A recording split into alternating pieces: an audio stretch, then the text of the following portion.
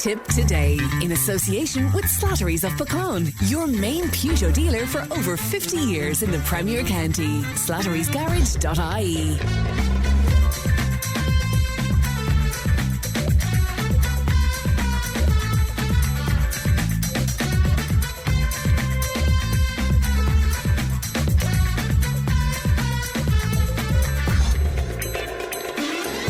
Good morning, welcome along to Tipp Today, 1800 938 007. That's our free phone number, won't cost you to make a call, and Leanne is producing today. Coming up on the show, I'll be speaking to Deputy Ryan O'Meara in just a few moments' time.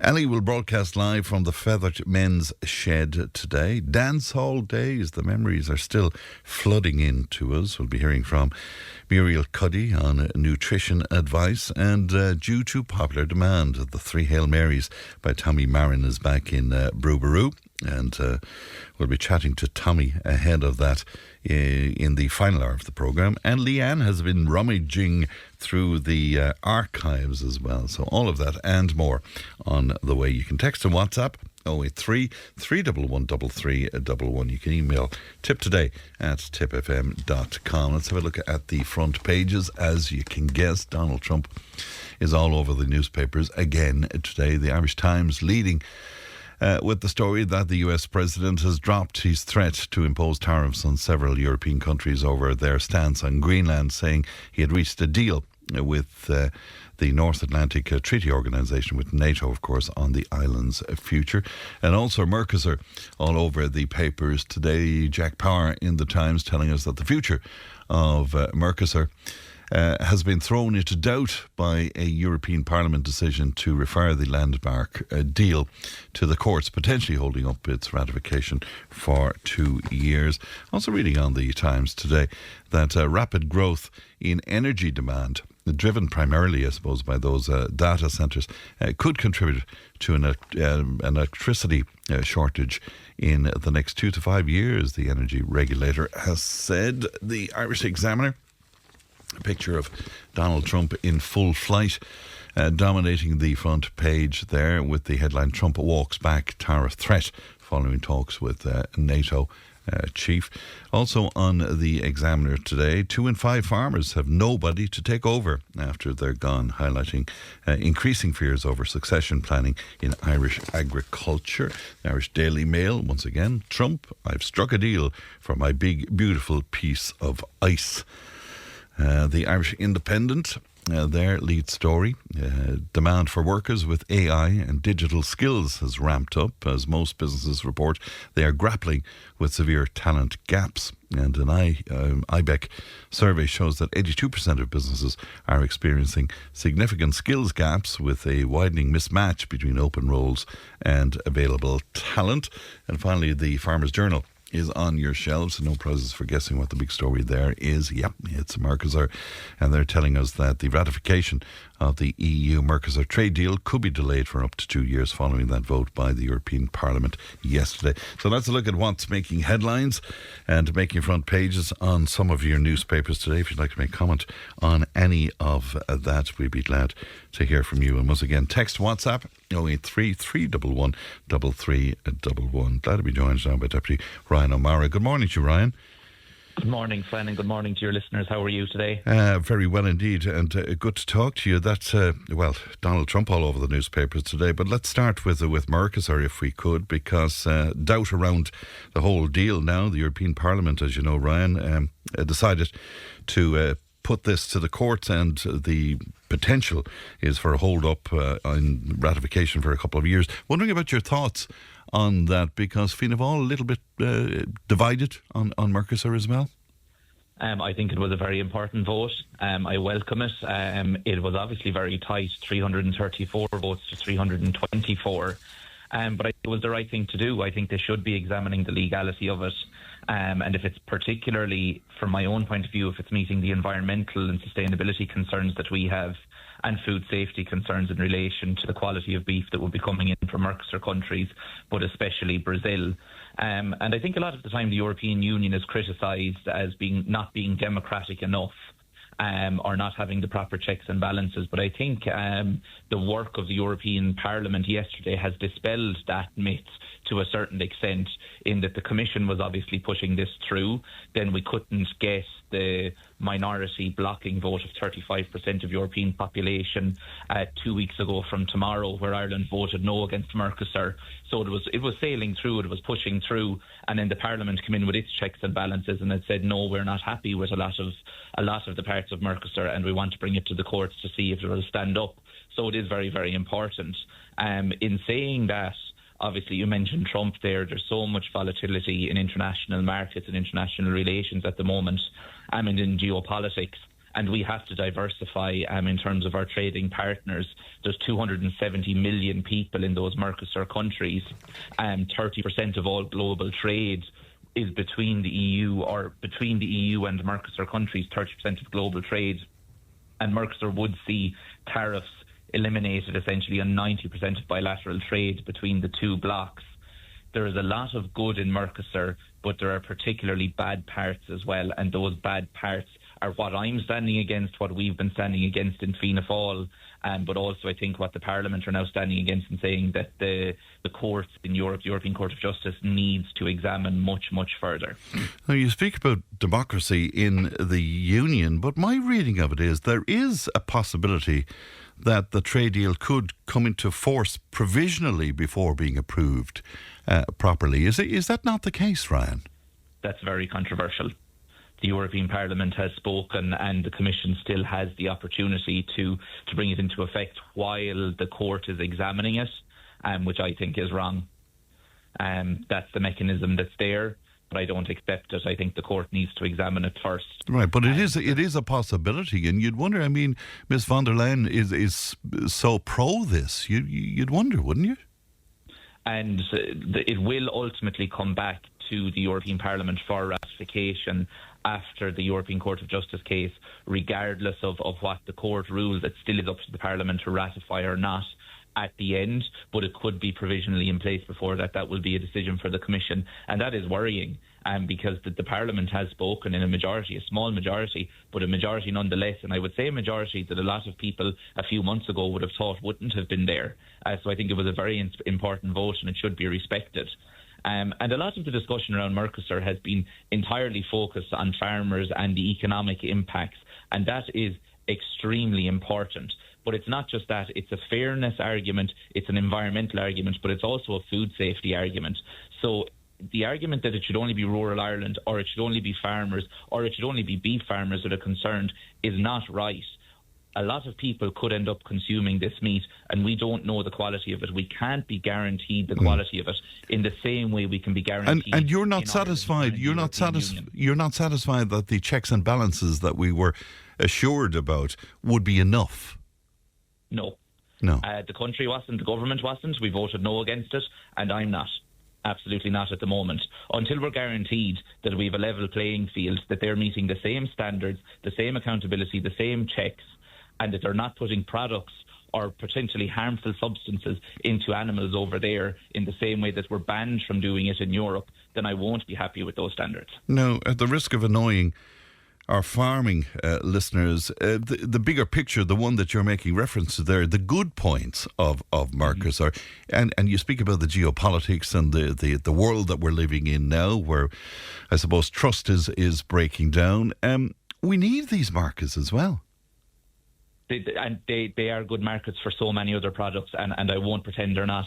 And I don't. So if we kick this down the road a couple of years waiting for ratification, what about the effect of that? I don't accept the opposition argument in some cases, not all, but in some, that it's all bad, that it's terrible, that it's a bad deal across the board. It would be very good for alcohol, distillers, pharma, med devices, electronics, huge parts of our economy, and a lot of rural people working in those jobs as well, travelling each day to FDI companies across the country. So there's an awful lot of good. As I said, 270 million people in those countries, 30% of all global trade between EU and Mercosur countries. That is good, but we can't allow standards to slip on agriculture, the food we are ingesting and consuming. So while there's good, there is bad along with it. But in saying that, we have to continue to diversify. That's always important. And I think that conversation has become very relevant in Ireland since the Brexit vote. when we started talking massively about diversifying from UK markets, and as it obviously happened, Brexit didn't have the impact on Ireland we expected, but it did allow us to diversify further into other European countries. But the EU as well can't be overly reliant on one country or one block of nations. And at the moment, we are very reliant on the US for a lot of trade, and we see the volatility, the threat of tariffs, the potential impact that one individual in the White House could have on our collective economies. So we have to be looking at trade deals like this. Trade deals are good. They have been very good for the Irish economy. It's free trade that has got us into the position that the economy is in today, that has seen the standards we have in this country, the level of education we have, the level of public investment, the level of income we have in this country. Free trade has been essential to that and will remain that way because Ireland is such a small country. But in saying that, we can't take a free trade deal that is so bad on certain aspects. Of course, if the UK do a deal with Mercosur, for example, and we depend on the UK for our beef exports so much, that could be extremely damaging anyway. Yeah, and that's one of the very negative sides of Brexit now, is that threat remains that the UK can do its own deal and could go for lower standards, could go for its own bilateral deal with the Mercosur countries, and we still have obviously an awful lot of exports going to the UK. In saying that, we have very high quality exports going there as well. They are somewhat different products in some ways, but it would have an obvious impact as well. Before you were elected, we often discussed geopolitics. What are you making of what appears to be Mr. Trump's backpedaling on tariffs and indeed on a military position where Greenland is concerned? What are you making of all of that? It's under this White House, Fran, in just over, I guess it was 12 months, on Tuesday, wasn't it, that the inauguration took place, the 20th. We're in a new reality now of geopolitics, and a reality that's nearly impossible to understand because it changes so rapidly with the views and opinions of one man in the White House. It is massively destabilising, and it's a massive worry to countries that have relied on such a strong relationship with the US that we've both benefited out of for so many years. The concept of any talk around Greenland and what he has been saying in recent days would have been unthinkable a couple of years ago. And it's now something that can't just be laughed off and said, oh, he's rambling again, particularly after the acts in Venezuela, that he could do something. And that threat is massive now. And it's not a simple thing for European countries to deal with. But they have to stand up for the people of Greenland. They stand up for the constitutional order that is in place there between Denmark and Greenland. And the argument, it's ridiculous. Why would you essentially invade or tariff or whatever he's threatening on NATO countries that he's in an alliance with because they need to be able to protect Greenland for national security reasons, as he says, when in doing so would lose an awful lot of partners that are guaranteeing your national security. And Greenland and Denmark willing to go along with the security of the states. It's not as if they were fighting him on much. No, but it's a very difficult position to be in. NATO, the European Union and the US cannot afford to fall out to the level that was being threatened. It's as simple as that. It obviously is a politically strategic position when you look at the maps where Greenland actually sits in that. But it's not that it's not protected. It's not that it's not guaranteed its protection. And I don't know what level of threat he's claiming is there. Even Putin has come out and recognised the territorial integrity of Greenland, and that's something that man does not do, is recognise the territorial integrity of anywhere except what he wants. It's an extremely worrying position for geopolitics to be in at the moment, that it can be so unstable and so destabilised so easily by the murmurings or the statements of one individual in the White House whenever it takes its fancy. The discovery of Elon Musk's AI chatbot Grok could create nudified or deep fake images of adults and children. It shocked people and led to calls for action, Ryan. But when we reviewed our notes, you pointed out something similar about this as far back as last July. Why wasn't something done around that point? It is what Grok can do, what it was allowed to do what Elon Musk allowed it to do, but also other human beings working in that company. It's not just this AI device. Someone created it. What it can and has done is disgusting. And you're dead right. Last summer, I released a statement and did some media and highlighted the companion bot that he had created at the time, which was an extreme piece of AI technology, but nothing compared to what we're after seeing with what Grok has done in recent weeks. That AI companion had no safeguards in terms of age and children using it, and it was a very sexually explicit device that it was supposed to be your AI friend, but very quickly turned very suggestive and very sexualized. But what Grok had been able to do openly and in public in recent weeks is horrifying and disgusting. I spoke on this last week in the Dáil, and just as the statements were on about AI, a school tour came into the viewing chamber. Yeah. It was a primary school, and the Ceann Comhairle just stopped proceedings between speakers for a couple of minutes just to notify the teacher that it mightn't be an appropriate debate. But I was up next, and had she not said that, I wouldn't have been able to see them.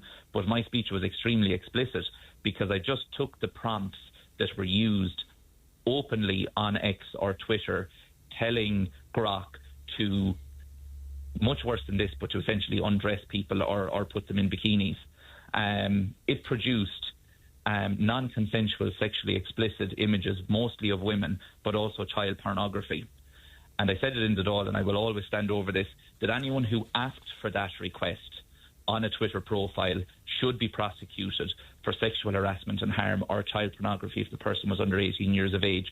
But also the people that allowed that device to be created and run here or anywhere else that did not build in safeguards that were so obviously needed should also be prosecuted. Is the focus on X and Grok really about Elon Musk, though, Ryan? I mean, when their technology is mild compared to AI girlfriend or AI boyfriend, for example, that actively is targeting teenagers and even younger children. Grok is the one that is in the public domain for discussion at the moment, but it's not the only one that's a threat in terms of this. Right, but you're aware of these much more serious ones even. Yes, absolutely. And it's terrifying how real the images can look and how quickly that has developed. And there are obviously a lot of laws both within Ireland and the European Union that protect against this. But as long as we're going to allow companies like this to self-regulate and allow this to happen, if it's an hour that the device is allowed to do this before regulations are built in, it's an hour too much. Like we have COCO's law in this country, Child Trafficking and Pornography Act, and the Online Safety Code. The Digital Services Act comes from the European Union, and we've commissioned a man here, all in some ways making what was done illegal or policing or regulating what was done. But we have a greater problem around social media in general. It's my belief that as we continue with the example of Grok, every single account that asked for one of those images to be created without the consent of the individual, or if it was a child that they asked for the picture to be created of, we should be able to find out who was behind that account, and they should be prosecuted. And at the moment, that can't be done. Right. And that level of anonymity is extremely dangerous. I'm just wondering, though, if really, I think the genie is out of the bottle on this, and I'm not sure. Because people will find their way around. I mean, even if you legislate and you put in various different safeguards in there, people will find their way around it, Ryan, you know? And I fear people find their way around a lot of laws, but that doesn't mean that we shouldn't have them and shouldn't enforce them. But I take your point in the sense that how quickly AI is moving. It is, and it's always very, very difficult for law to keep up with technology. That has been the case for many years, probably since the invention of the computer.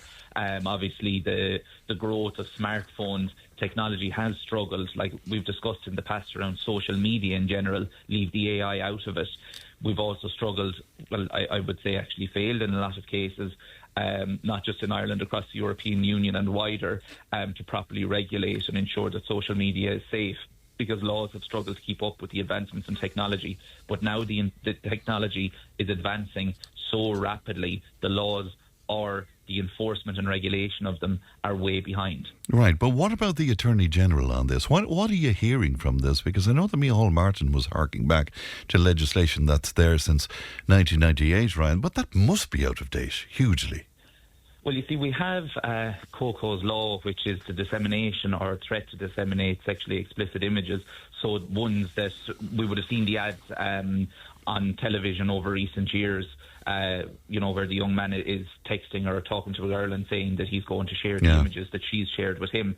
And it's illegal to do that without her consent. There is also the Child Trafficking and Pornography Act, which covers a lot of this.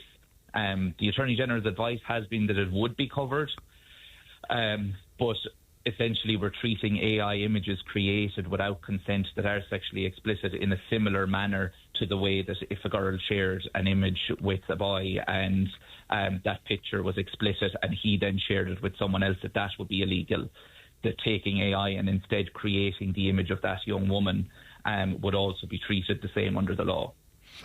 I know that Owen Cleary, he's a lead researcher on the AI child sexual abuse and adult undressing technology, and he expressed complete alarm at the government's grasp of the laws in this area. He's very, very concerned about this. Yeah, I think they should be far more explicit in it. I think even to have the certainty of the law, regardless of whether we can say, oh, it's there and it would hold up in a case, have it in black and white there. Finally, can I ask you, because you've called for a pause on planning enforcement in respect of log cabins and modular homes, and of course log cabins, that's been in the news in Tipperary for quite some time now with Sean Meehan's case. You're looking for this to be paused? Yes, so I guess next month, February, we're expecting the draft exemptions for planning that we've been promised for a year now. It all started with the statement from ministers in government that those log cabins or modular homes out the back of houses could become planning exempt. And there's been an awful lot of work, to be fair, to the Department of Housing and Planning done on expanding what is an exempted development. God, it's very slow though, Ryan. It's really slow, isn't it? Incredibly, and I've criticised that in the Dáil I have, and openly. Very, very frustratingly slow that 12 months later we're still trying to find out what type of log cabins or modular homes could be exempt from planning or could potentially get planning. But they have expanded it beyond that, and one example the Minister has given me, I said it to you before, is around bus shelters, that where we have a bus stop and there's space for a bus shelter. It's just taking time and more work on planners to go through planning for that. There's a lot of planning that goes through the system that could be exempt to streamline the processes, take pressure off planners where it's not needed to be done, but allow work to be done a lot quicker.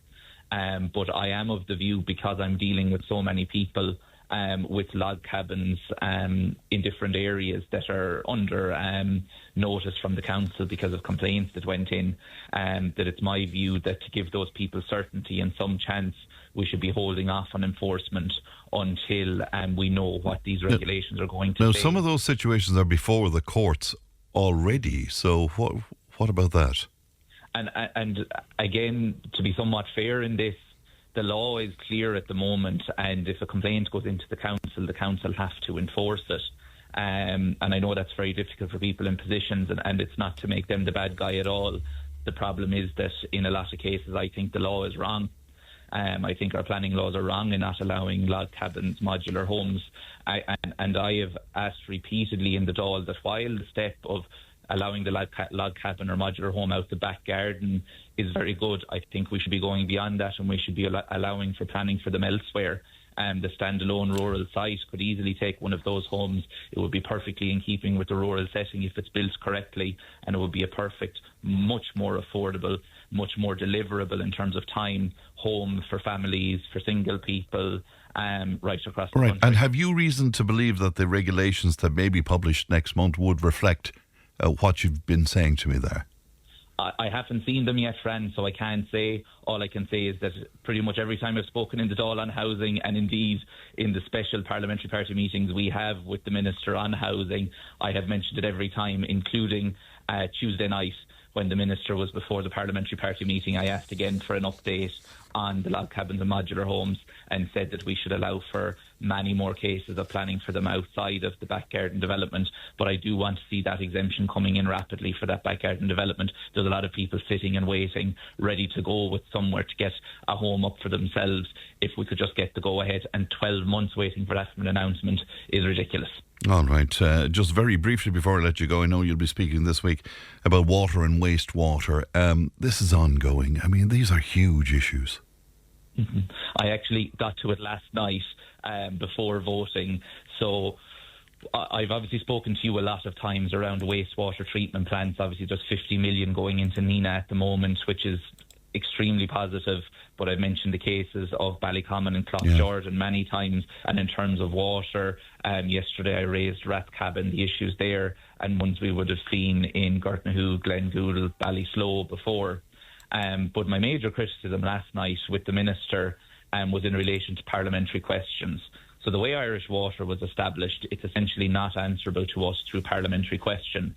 And the examples I gave were, if a young person contacted me needing a driving licence or needed a test, I could submit a parliamentary question to the Minister for Transport, and he will refer it to the RSA for answer. Similarly, if someone came to me on a waiting list for cataracts or something, parliamentary question to the Minister for Health, and she will refer it to the HSE. But if I submit a parliamentary question to the Minister for Housing, asking him when the Cloughjordan plant will be upgraded, why the Ballycommon plant isn't working, and how much money they're spending drawing the sewerage from that plant to another one to be treated, for an update on works in Nina or what's going on in Rathcabin in relation to the water up there, I will get a letter back from the Count Corla saying the Minister has no official responsibility to Dáil Éireann for this matter. That's incredible. So where is the accountability, Ryan? Well, that's where I was very frustrated last night. And I would like to be clear, and I said it in the Dáil, it's not that the Minister is refusing to answer the parliamentary question, and it's not that the Count Corla is not allowing it to be answered, it's that there's not a facility there for it. And I said last night, I was sent here, and one of the reasons I was sent to this chamber was to hold public bodies to account, to demand accountability and to expect nothing less. And at the moment, not being able to submit a parliamentary question and get a clear response is completely and utterly unacceptable. Between now and 2030, we're going to spend over €12 billion in this country through Irish Water on water and wastewater infrastructure. And I can't submit parliamentary questions to ask about that. I can write to Irish Water and ask for updates, but that is not the same as being democratically accountable through Parliament, through written and official responses that are on the Dáil record. I'm sure people will be shaking their heads in wonder about that. Ryan, thanks for your time today. Thank you and good morning to you. That's Deputy Ryan O'Meara speaking to us there. 1800 938 007. Tipp FM's Tipp Today. With Slattery's Garage, Hook On. Main Peugeot dealers in the Premier County. And now stocking the full range of the luxury French car brand DS Automobiles. Book your test drive today with Slattery's Garage, Hook On. See slatterysgarage.ie. Tipp FM's Tipp Today. With Slattery's Garage, Puck On. It's time to change. Test drive the award-winning range of Peugeot hybrids and fully electric vehicles at Slattery's Garage today. See slatterysgarage.ie. This week, Fethard Men's Shed got in touch with the show, appealing for the public to help them keep the facility, which they say is at crisis point, open. Our reporter Alison Hyland is coming to us live from the Men's Shed in Fethard this morning. Good morning to you, Ellie. Yeah, good morning, Fran. We're here in Fethard this morning at Fethard Town Park, where the Men's Shed is situated, and they put out an appeal, as many might have seen on social media, about 2 or 3 weeks ago. So we decided to come out today to visit them, to see what the issues are and see what we can do to help them. I've a lot gathered here this morning, so we'll launch into it. Michael Costello is chairperson of Fethard Men's Shed. Michael, if we just start, tell us, how long have you been here, first of all? We're here now over 3 years now at the minute. Yeah. And, we've been very successful so far with members. And our biggest thing is having no electricity now at the minute. And we're finding that our members are tending to slip away on us, Yeah. But So, that's the issue. You've set up here, you have a fantastic facility here for people, and it's ideally located in the town park. The issue then with the electricity and water, that has always been the case since you set up. Always been the case from the time we started. But when we purchased this modular home, we had it wasn't an issue for us because it was during the summer, and windows and doors were open, and we were on a high because of, after newly purchased shed. So then it began. As soon as October, November came, windows were steamed up, water was beginning to damage all our equipment. Our envelopes were stuck together. Our office equipment that we bought, we couldn't leave here, we had to take it away out of it. We've already lost a printer due to dampness, and stuff like that. It's an ongoing problem. Any documents we have to remove them. We have to take them home. They have to be brought home with us because they're wet, they're dampness. Even though this is a new building, but any place you have no heating, as you know yourself, it's not ideal. It's very disheartening then when you're trying to provide the service, and like you said, it's putting people off then from coming. Oh, it really is. Yeah, we have a variety of ages of men, from 87 downwards, 86, 87 downwards, and we have people with Alzheimer's, we have people on wheelchair, we have and look, it's not easy for them to get in here and to sit here, and especially when we can't buy the kettle. And in a men's shed, as everybody knows, it's vital to have a cup of tea and a chat, and to try and get men talking, it's never easy. In this kind of an environment. But we have a great bond with our members now, and we find that they're very, very good. And we have people that do various jobs in horticulture and grass, cutting the grass, keeping the place, as you can see outside, is looking really well. Yeah.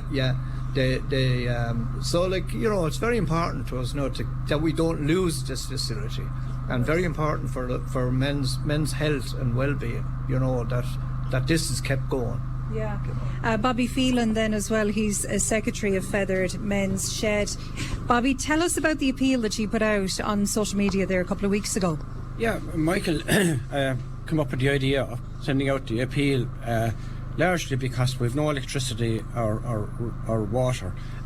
So they're basic facilities today, like we've had sites, we've had a spend of in excess of 26,000 since we set up, and that went on site preparation, purchase of a cabin, a container for workshop, and 2 small sheds. Now these facilities are excellent, but we can't use these facilities to their fullest. If you just look there, you can see the condensation on the windows in this cabin, and that's not where we want to be. And members are shy about coming in because the comfort isn't there that needs to be there for the age group that we're dealing with. Like the basic thing, as Michael said there, making a cup of tea, somebody bring in a blast of buns or a tart or whatever, and you sit down and you have a chat. This time of the year, there's very limited what we can do outside. We're completely limited. Our workshop isn't up and running largely because we haven't electricity to power we have some tools, we need a lot more, but we can't even do any work with them because we've no way of driving them. You can hear the Jenny there in the background going, that's just powering the lights here. We have to turn off the lights if we want to try and boil a kettle, but there's no guarantee that the kettle will boil. But that's where we're at. Now, the 26,000 that we have spent on the site with the cabin and the containers and the sheds and the site preparation, that came about through direct funding, through very generous donations from local people, local businesses, individuals, the likes of Michael Brennan there as well, Also, we've done fundraising and grants, but the grants are limited to specific spending. And just on the grants, we would like to take this opportunity to offer our thanks to Tipp Development Company for making those grants available to us. Yeah, because the grants do form an important part. I'm sure there's people listening to this morning saying, if you've no power or water, surely there's some grant available that would help towards that. But like you said, the grants are very specifically focused on what you can do, aren't they? Yeah, yeah, they are. And again, thanks to Tipperary County Council Development Company for that. And Michael has often steered us in the direction of chasing those grants, Yeah. I might come to you then, Councillor Michael Chicken Brennan. I'm just coming around here to you. You're all right, Dennis, there you are. Councillor Brennan, I know you've been involved in this, and I know like the men's shed is something that is supported nationally, it's supported locally by the County Council as well. So it's a shame to see maybe that the funding isn't a bit more intelligent directed towards these developments, isn't it?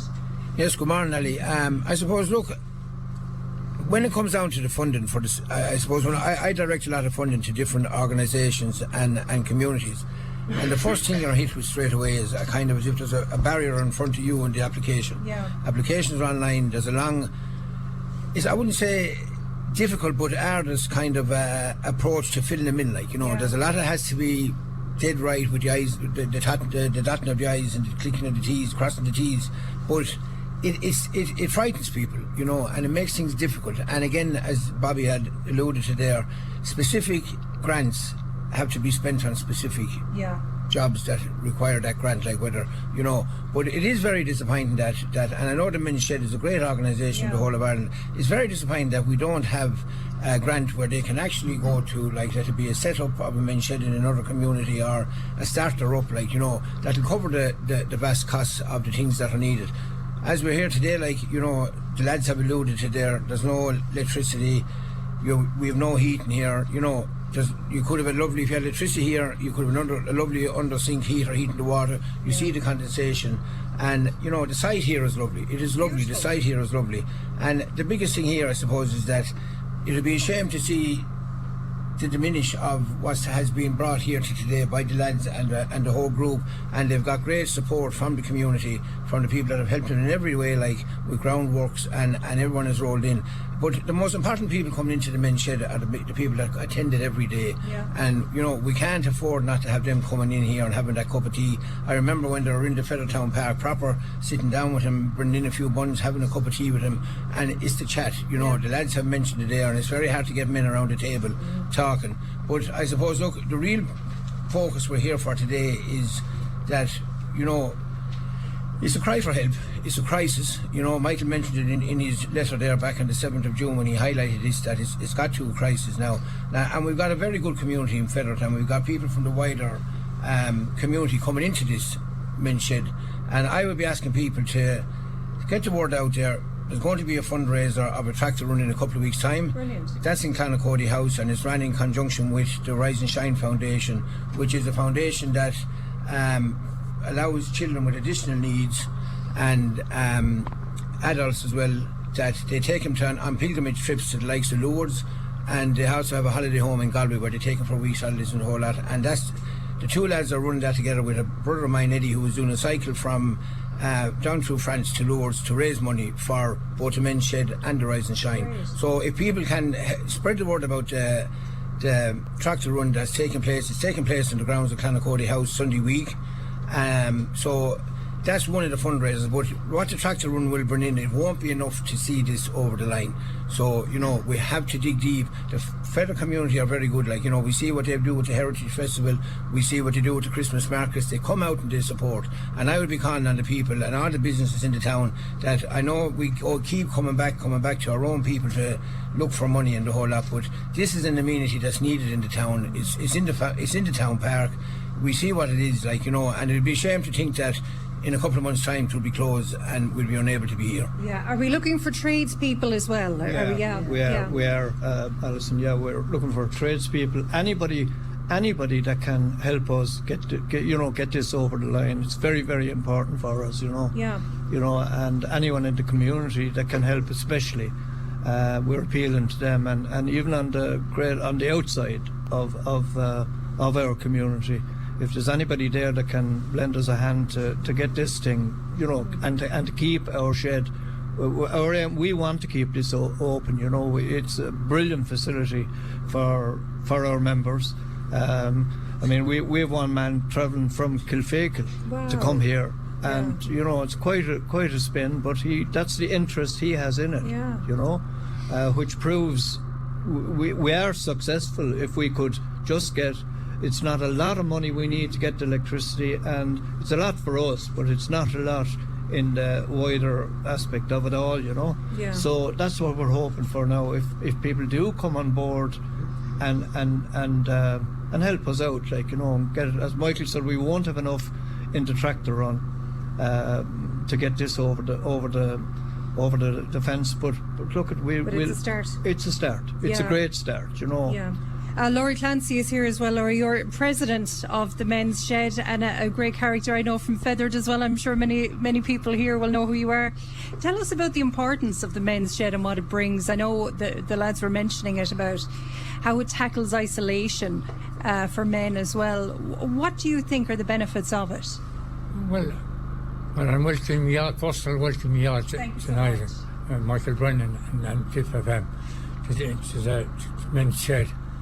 It's a great facility for all the older people to get work done around and to enjoy themselves and have their cup of tea and enjoy a bit of walk around and what they're after doing down through the years, the 3 years, the work that can be done with a bit of work, you know, with help from them all, you know, and that's all I can do, you know. And I know you have great plans as well for what you want to do, and it'd be great to get this done. People help out every way they could, you know. That's great. Because it's great to have that support of the community. Dennis Ryan is here as well. Dennis, you're a member. Tell us what it means to you to be part of it. It's fantastic to come in here Tuesdays and Thursdays and to meet all the lads. We're all shoving on a bit in life. Go where that you're all young. And this is where we meet. This is where we talk. But we haven't what we want, that we can buy a kettle to make a cup of tea. We all play our part here. I looked after the flowers. If you go down to the main entrance there, the flowers are there. That's my job. Well done. And when there's some big matches on here, we all play our part. We do stewarding here. Oh, well done. Yeah, and sometimes when there's a match here, the referee comes on and you might nanny umpire. So that's my job, to do that, an umpire, which I like very much. But we're a very happy group here, and we're all together, but we haven't what we want. I know, and it's a shame because it's the perfect location for you, really, Bobby, isn't it? I mean, the Fethard Town Park and how popular it is, I think we underestimated that. For the short time that we're here, we're officially up and running since the 1st of June 2023, which is roughly 2.5 years ago. And if you look where we were then, we absolutely had nothing. We hadn't even a site. Now, what we have in that short time, you know, it has come about as a lot of work by a lot of people through fundraising, grants and donations. You know, who would have thought that 2.5 years ago we would have a cabin of our own? You know, the Jenny is gone. That's okay. Well, look, isn't that perfect timing? Because it goes to show how much it's needed, doesn't it? Yeah, absolutely, John is here as well. John. Oh, that's Sean. Sean, will you have a word with me, Sean? You will. Come on, Sean. Come on, don't be shy now. We're all friends here. Sean, tell us what it means to you to be part of the Men's Shed here in Fethard. Well, I came over here originally to do a cookery course, and we had 6 weeks of it, and I really enjoyed it. Met the boys, and they were great fun and great crack and everything. And so I joined up, and it's fantastic break. Twice a week I come over, and it's worthwhile, and we have good chats and good laugh, and that's it, I suppose. What did you learn to cook? Oh, everything. And you're still doing it anyway. You're using it. The missus now is resting at home at the moment, waiting for our dinner to come up. Brilliant, well done. Thanks, Emil. Councillor Michael Chicken-Brennan, if I come back to you then, does it highlight the need maybe that more needs to be done to make the funding of this more accessible and a bit easier? Yeah, it does, and like, you know, I would be hoping, like, you know, because all the different grants come out at the start of the year, and all the different, like Bobby has mentioned, the South Tipperary Development Company, and like we know what grants that are there and available to them, but it would be lovely, and I do know that the South Tipperary Development Company and most of the people that I work with in the grants are willing to assist people in as much as possible. But I suppose the initial thing is when we get the grants that are available, and I'll send it on to Michael or I'll send it on to Bobby, it looks like a big job to get it done and get it over the line. And is it all online then as well? I would be calling that maybe like that for the likes of community groups, that the people that are over the grants in the South Tipperary Development, the Tipperary County Council, that maybe we could bring all groups in together in towns and do a workshop with them and show them the access, how to access this, how to access that, what's needed and what's required, instead of, you know, the difficulty of it. Like I remember even this year giving a grant application to my own parish in Kinnall, to the parish priest, and he looked at it and he kind of put it in through the Kinnall community group, because the load of the work for him to do, and he didn't have time to do it because priests are under severe pressure now, so he handed it over. So that's the kind of difficulty that's in it. There's a lot of paperwork involved, and I just hope that it will be made more accessible, and I know people maybe listen to me that are working in the grants might think that we're off our rockers here, that they think it is easy, but it's not easy. And I'm sure the community groups do find the difficulty in doing it, but like anybody that will come to me with a grant application, I will do my best to assist them in that. But what I've heard here this morning as well is that you can, after talking to likes of Dennis, Lowry and Bobby and Sean, the whole lot, each of them have worked all their life, and now they're at a time in giving something back, and they're coming in here to the men's shed and they're trying to get this up and running and the whole lot. So everybody here, like Dennis said, he was doing the flowers and the whole lot, everybody brings their own skill from their previous life of working to the table here as well, and I think that's absolutely brilliant. So I call on the people of Fethard and wider communities that let's dig deep and help the people out here and get this up and running, and new members to come in and come on board as well.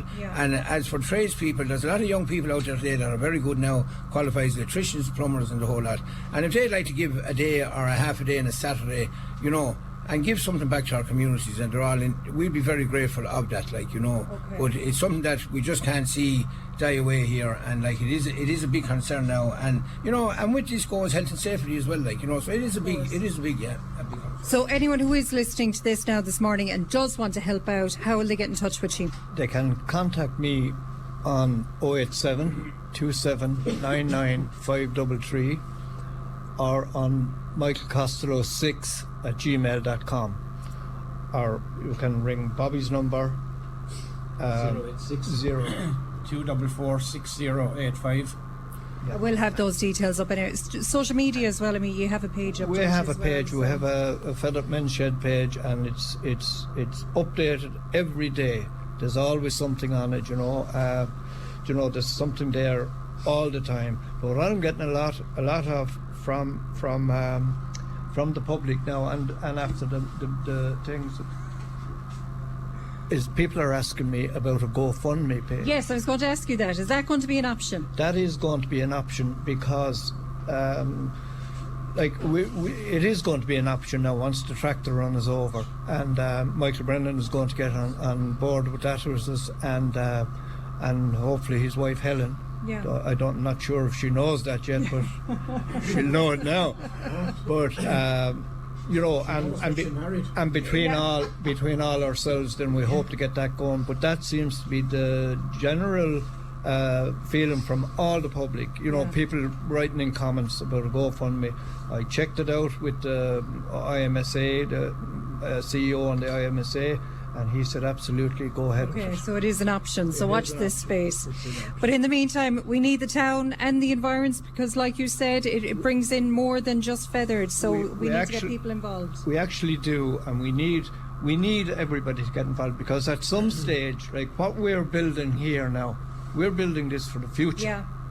You know, a couple of years time, well, look, we won't be still running the shed, so we want new people to come in.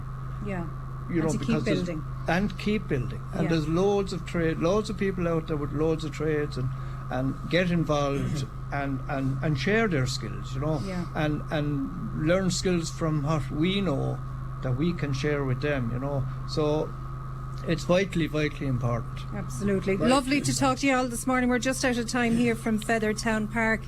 Back to you in studio, Fran. Thanks very much indeed, Ellie. That's our Ellie out and about there at Fethard Men's Shed. News and information is coming up. Tipp FM's Tipp Today. With Slattery's Garage, puck on. It's time to change. Test drive the award-winning range of Peugeot hybrids and fully electric vehicles at Slattery's Garage today. See slatterysgarage.ie. Tipp FM's Tipp Today. With Slattery's Garage, puck on. Over half a century driving the people of Tipperary and surrounding areas with quality, reliable and economical vehicles, new and used. Call the sales team today to discuss your next car or van on 067 24111. Muriel Cuddy, good Pat, and welcome along to the second hour of Tipp Today. 1800 938 007. That's the free phone number if you want to speak to Leanne. You can text and WhatsApp 083 311 3311. Now, this week we have fallen headfirst into the nostalgia surrounding the show band and dance hall days across the county and indeed across the country. Well, Gerry Gallagher was a show band musician and he hosts the irishshowbands.com website, which is a treasure trove of information and nostalgia, and I'm delighted to say he joins me now. Gerry, good morning to you. Hi, Fran. Good to talk to you. Thanks for the opportunity. Good to talk to you too, and thanks very much indeed for coming on with us. Does it surprise you that this started with a conversation I had with Gay Brazel last Monday, Gay, formerly of Tweed, and other bands as well, Gerry, and it has just exploded. We could literally spend every day talking about this. So many people want to share their memories. Does that surprise you? Not really, in a way, because I started the Showband website. It's probably 30 years ago, and it has continuously been. I get probably an email every 2 to 3 weeks. My grandfather or my father was in a show band, and can you help me with information about it?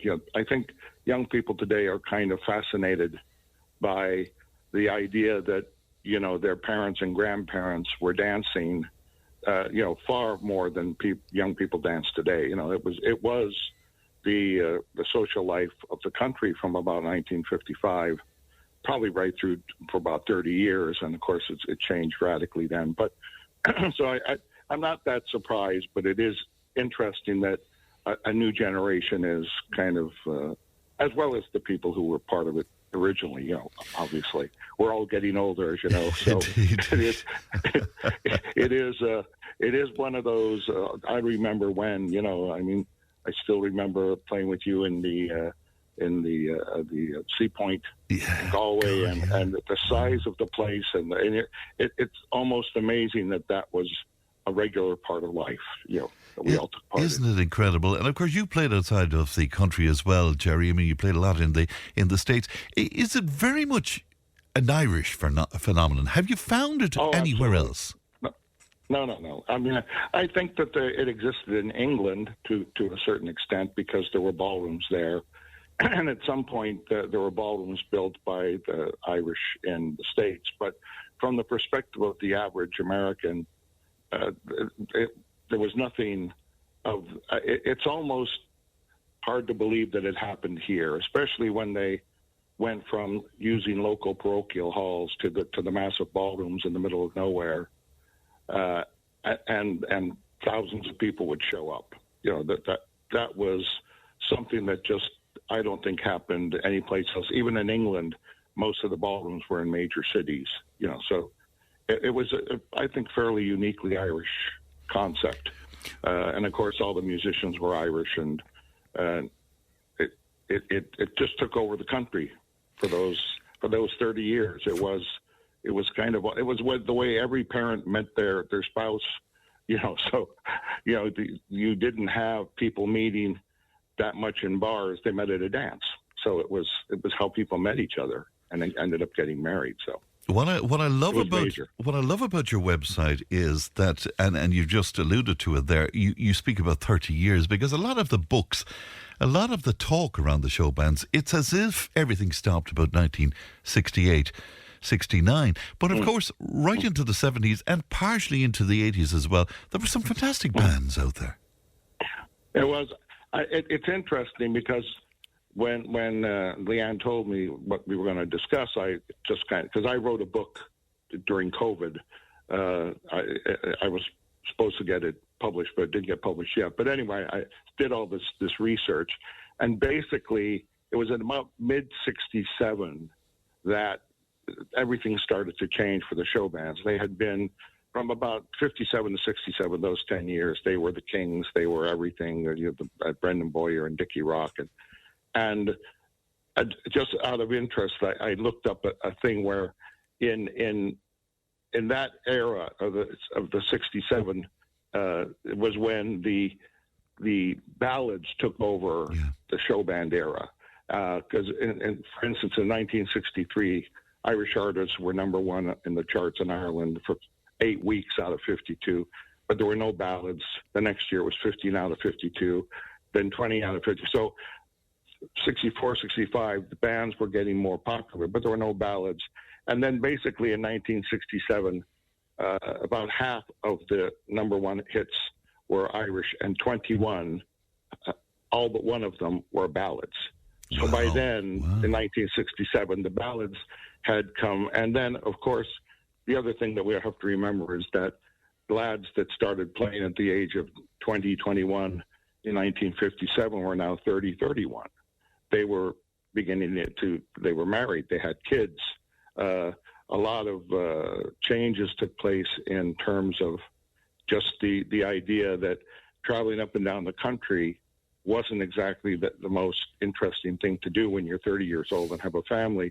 And so there was also a big switch to cabaret. The cabaret scene started to open up. So people like Butch Moore left the capital and went into cabaret.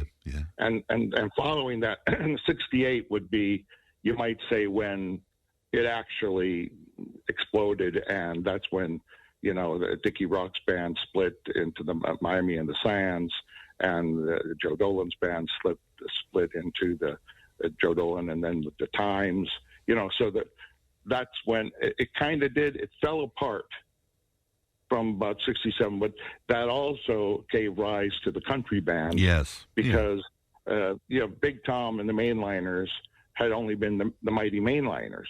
You know, they were just a show band, and Ginger Morgan sang the pop, and Big Tom sang the country.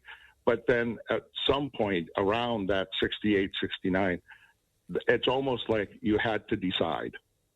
Now, whether it was the venues driving that or whatever, but at that point suddenly, and the other thing that happened, of course, is that the lead singers became, you know, the bands had always just been, you know, the Miami. Yes. It wasn't Dickie in the Miami.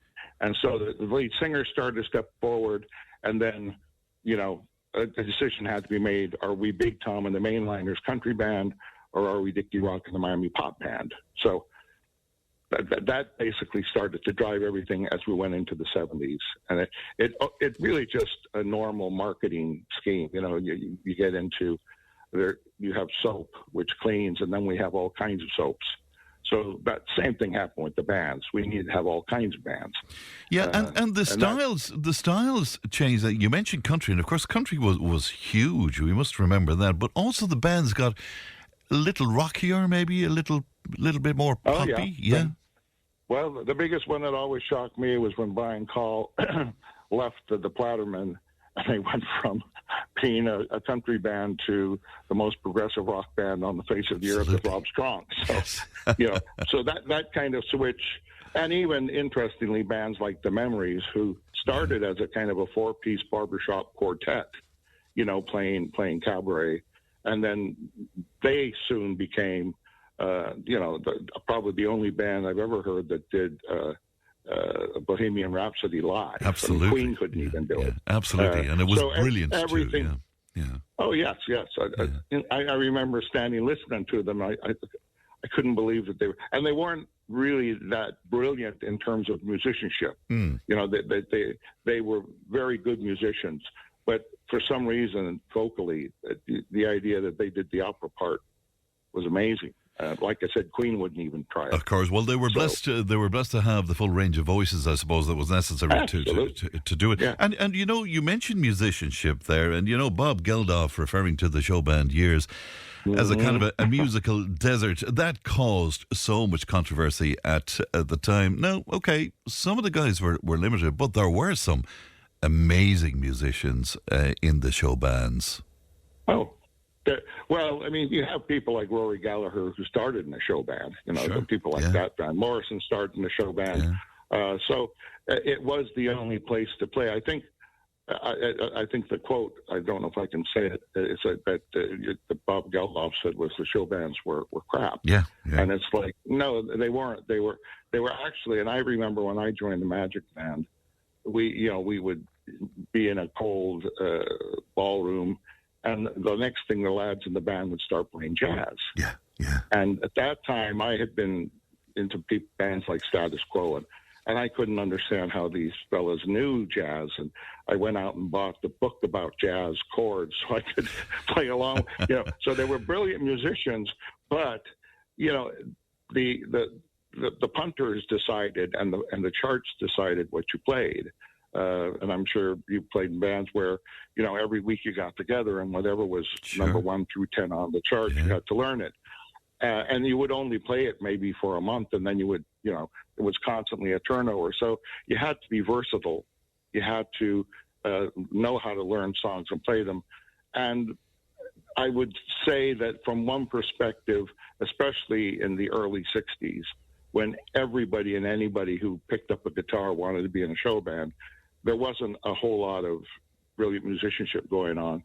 But as the 70s arrived, it went up. Big bands like Tweed, as I said, the Memories, they really were brilliant bands. And then around that time, 1971, 2, 3, Ireland started to get its own share of studios that allowed bands to go in and record original music. Whereas before that, in the 60s, it was record companies from England saying, we'll record you, but we want you to sing this song because it was a hit in America. And so the band's creativity wasn't that impressive in the 60s, but into the 70s it just exploded as well. And can I finally ask you, Gerry, because you kind of pinpoint maybe 1985 as the demise proper, I suppose. What do you put that down to? Is it a case that there was luxurious hotels available for you to go and see a band or go to a disco, or was it the discos? Was it that people were tired of these barn-like places? What was it about? Well, it's interesting because I've had, I'm not as active with the website. I mean, I basically have built it, but a few years ago, I would call and talk to a lot of people from the era.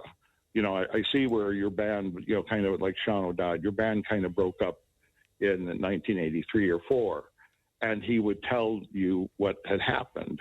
And basically what happened, several things came together. Where, as you say, the disco came. The hotels came. The ballrooms, as you know, were big and cold and impersonal, and the hotels were cozy. And then the other thing that I mentioned is the extension. I think it's the extension that killed the whole. You mean the bar extension? Yeah, the bar, because all you had to do was serve chicken and chips, and you could stay open, serve and drink until 1 or 2 in the morning, and then what happened, of course, is that slowly over time, and this would have started in about 80, 81, where the bands that have previously played in the likes of the Sea Point to 2,000 people were now stuffed into a ballroom at a hotel that maybe held 500 people, and if even that. And there was chicken and chips being served. And soon the hotel owners realized that they could replace the band with a disco, and there was no need to have a 5. And as you recall, bands were 7 and 8 pieces. By the time the early 80s came along, most bands were a 5-piece, partially because brass had been replaced by synthesizers, as you would know well, and as well as that, there just was no way to have an 8-piece band playing to 500 people, with chicken and chips. So the whole kind of, there's no one thing that brought it to a close, although I did discover in talking to people that I know through years and years that the early 80s, anywhere from about 82, 83 to 85, was when most of the bands went off the road. Now, a lot of them then changed to become country bands and continued on. And so I for some reason, and I'm still amazed by it, country music continued. I mean, today, all the bands that are playing, major dances are country bands, Mike Denver and Jimmy Buckley. Yeah, and many of them started back in the late 80s, or early 90s.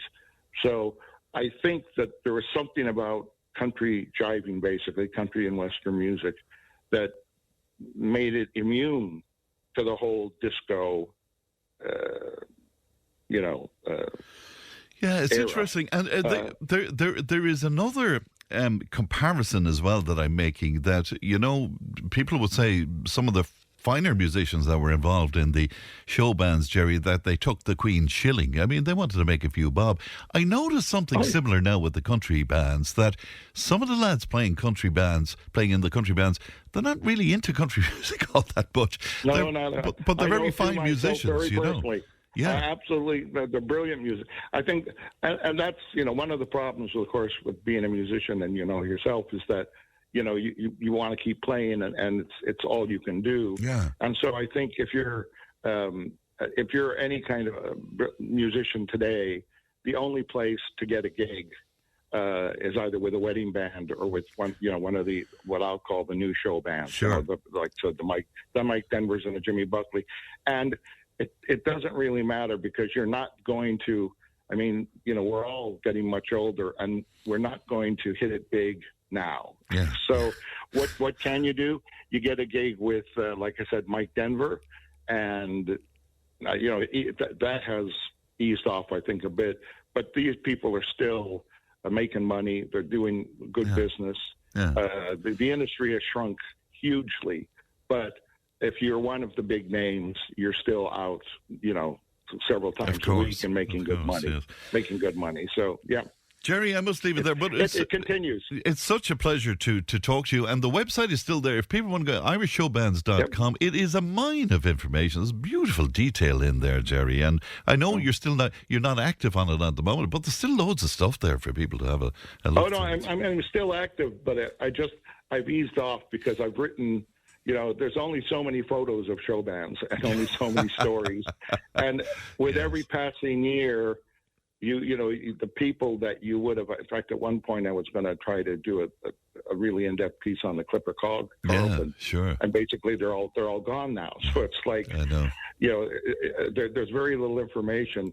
When I started, you might say everyone was still alive 30 years ago. So that's the reason, kind of, to not be as active with it. But I still update it.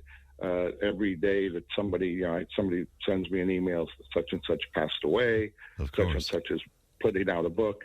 I do my best with it, but it's now been, when you think about it, it's been, 45 years basically since the era ended. So, there isn't a whole lot new going on. That's I guess what's well, that's for sure. But truth. still huge interest there, Gerry. Yes. Pleasure, such a pleasure to talk to you, and you look after yourself, Good Gerry. Thank you. Absolutely. Take care. Thank you. Bye-bye, Shannon. That's the great Gerry Gallagher there. Wonderful musician himself, I hasten to add, talking to us about the show bands. We'll take a break, back in just a moment. Tipp FM's Tipp Today. With Slattery's Garage, puck on. It's time to change. Test drive the award-winning range of Peugeot hybrids and fully electric vehicles at Slattery's Garage today. See slatterysgarage.ie. Tipp FM's Tipp Today. With Slattery's Garage, puck on. Main Peugeot dealers in the Premier County. And now stocking the full range of the luxury French car brand DS Automobiles. Book your test drive today with Slattery's Garage, puck on. See slatterysgarage.ie. Now, continuing on with our conversation around the whole Irish music scene of the past and all of that nostalgia, DJ Sham Lee was a huge star of the Irish nightlife scene, and particularly the Tipperary nightlife scene, and he's with me in studio. Good morning to you, Sham. Good morning again, Fran. That's great to see you today. We'll talk about the discos in just a little while, but before that, did you go and see the bands, Sham? I did, as a young guy, like most young guys in Ireland, I suppose, and anywhere else. I was fascinated. I wanted to be a guitar player in a band. Did you? So badly. Fran, so badly, I started to build my own guitar. And I made the frame, plywood and other various bits and pieces I could get my hands on. And I had the neck made with the frets and all in. And then I got stumped on the electronics. I didn't know where to go here as such, but the whole project went to the ground anyway. It never happened. Was this back in the 1960s? That would be the early 60s. Yeah, that would have been maybe 64, 5. Right, okay. So you couldn't walk into a shop at that point to buy an electric guitar? Well, probably in Dublin, but Dublin was light years away from me. Right. I mean, Christ above, I didn't have transport, and I didn't know any either. So I did get a guitar later on some sort of... it was posted on to me. Yes, some sort of a system. You sent them a postal order for X amount, and you got this guitar. I got an acoustic guitar, but I failed to play it. Did you? I missed the one thing that I knew I should have had checked at beforehand was the ability to play. So I failed miserably. Right, but you really wanted to play. Oh, I really did. Was that because of what you saw in the in the dance halls? I mean, I ended up several times in Cashel, in the ballroom in Cashel, and I saw not Joe Dolan, I saw Dickie Rock there twice or three times possibly.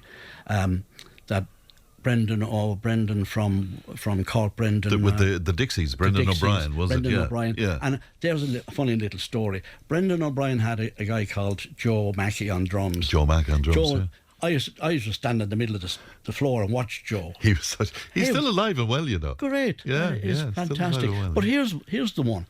Joe, they were doing a set and they were finishing up. He took off his boots. He had a pair of Beatle boots on, and he played the drums with the boots.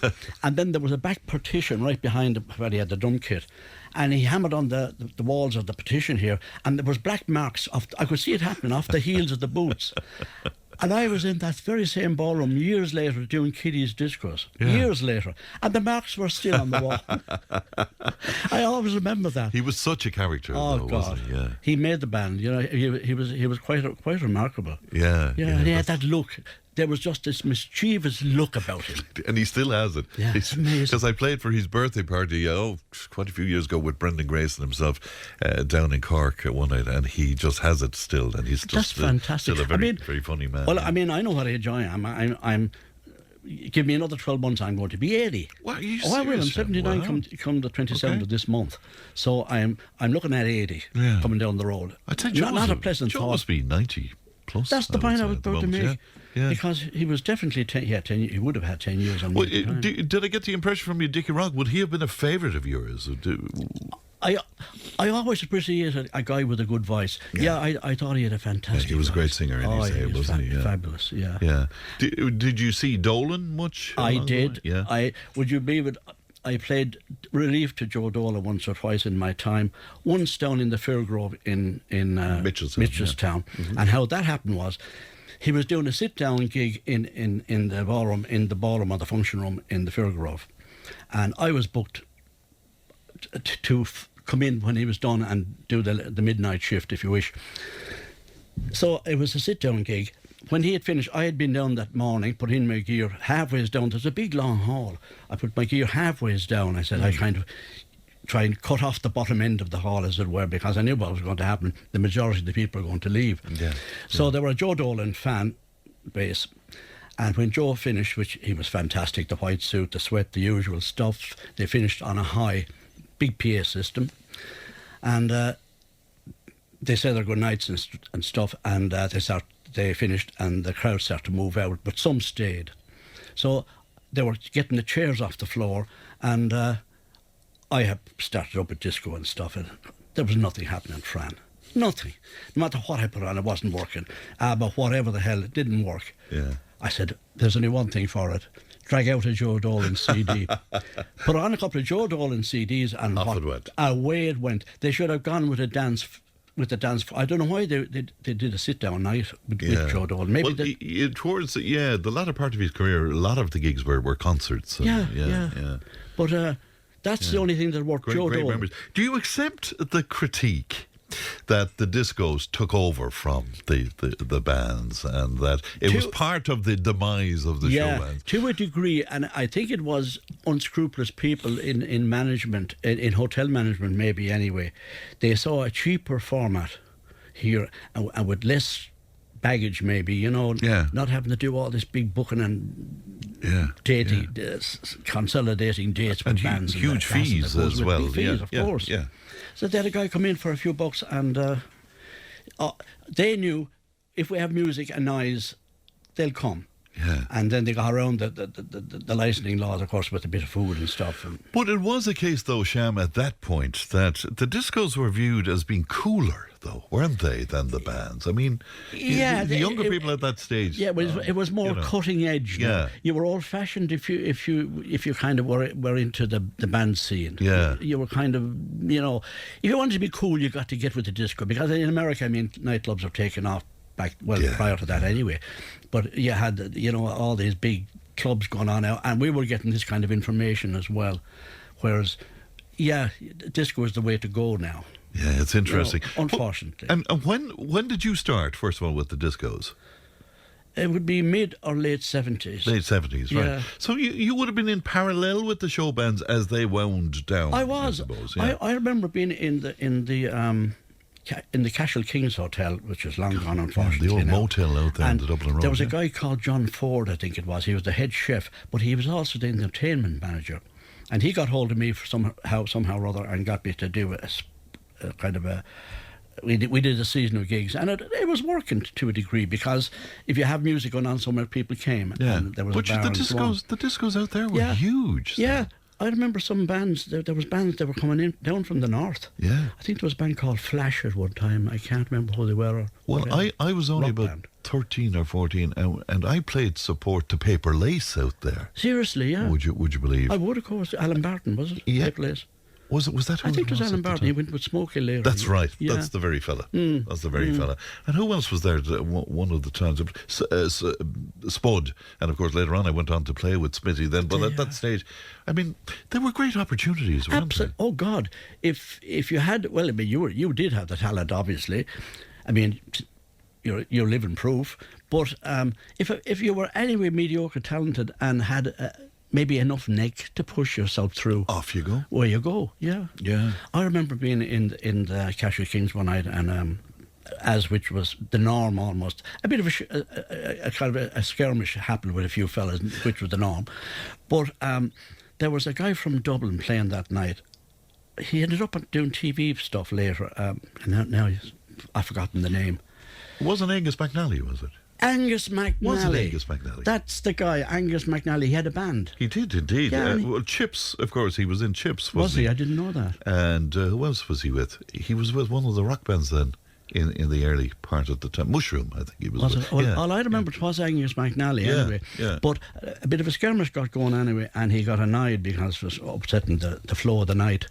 And he addressed a couple of guys directly off the bandstand. Yes. And he said, "Listen, lads, there's people here tonight paid good money to come in here and to try and enjoy themselves, and you decide to start a row.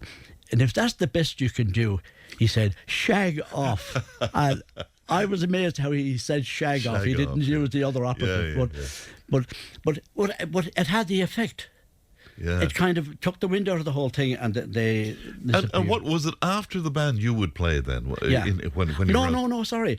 In some cases before the band. Before the band, I'd be set up on the steps at one side. So that was taken over from the old idea of the relief band. The relief band. I was the relief, yeah. And possibly a relief when I finished, That was probably where the relief really was. Go out of that. Paul Lafford was on. He says, many, many years ago, the Dixies played in the hall in Ballymacarbery. I was helping out in the cloakroom. We all had tea in the supper rooms with the band. I remember Joe Mack was so funny with a joke a minute. One joke will stay with me forever. He asked me, did I hear about the man who had a dog called Woodbine? He took him out every night for a drag. A great time, says Paul Lafford. Yeah. Does it surprise you that we started off this conversation on Monday with Gabe Razzle from Tweed, of course, and so many other bands too. But it just is. Yeah, there's apparently a great reaction to people. Nostalgia is a marvellous thing. Yeah, because many of them and you would know this, met their partners at Sham Lee gigs and at showbands. Possibly, gigs, I would have to accept responsibility maybe for one or two occasions like that. But I was amazed because I thought it was only me felt like that. Yeah. But so many other people did, you know. Do you mean felt nostalgic about stuff? Was it? Yeah. And at the time I didn't appreciate it. Oh, sure. That's what annoys me now. There were such great times and took it all for granted. Yeah. You know. Like I often say to my own grandkids now and my own kids as well, you never really had the times we had. Yeah. You know, they're of the impression. And you really believe that, Sham? I do. Yeah. I do because, well, from my point of view, I didn't have much money. I didn't have any money, to be honest. And we were mostly all in the same boat to a degree.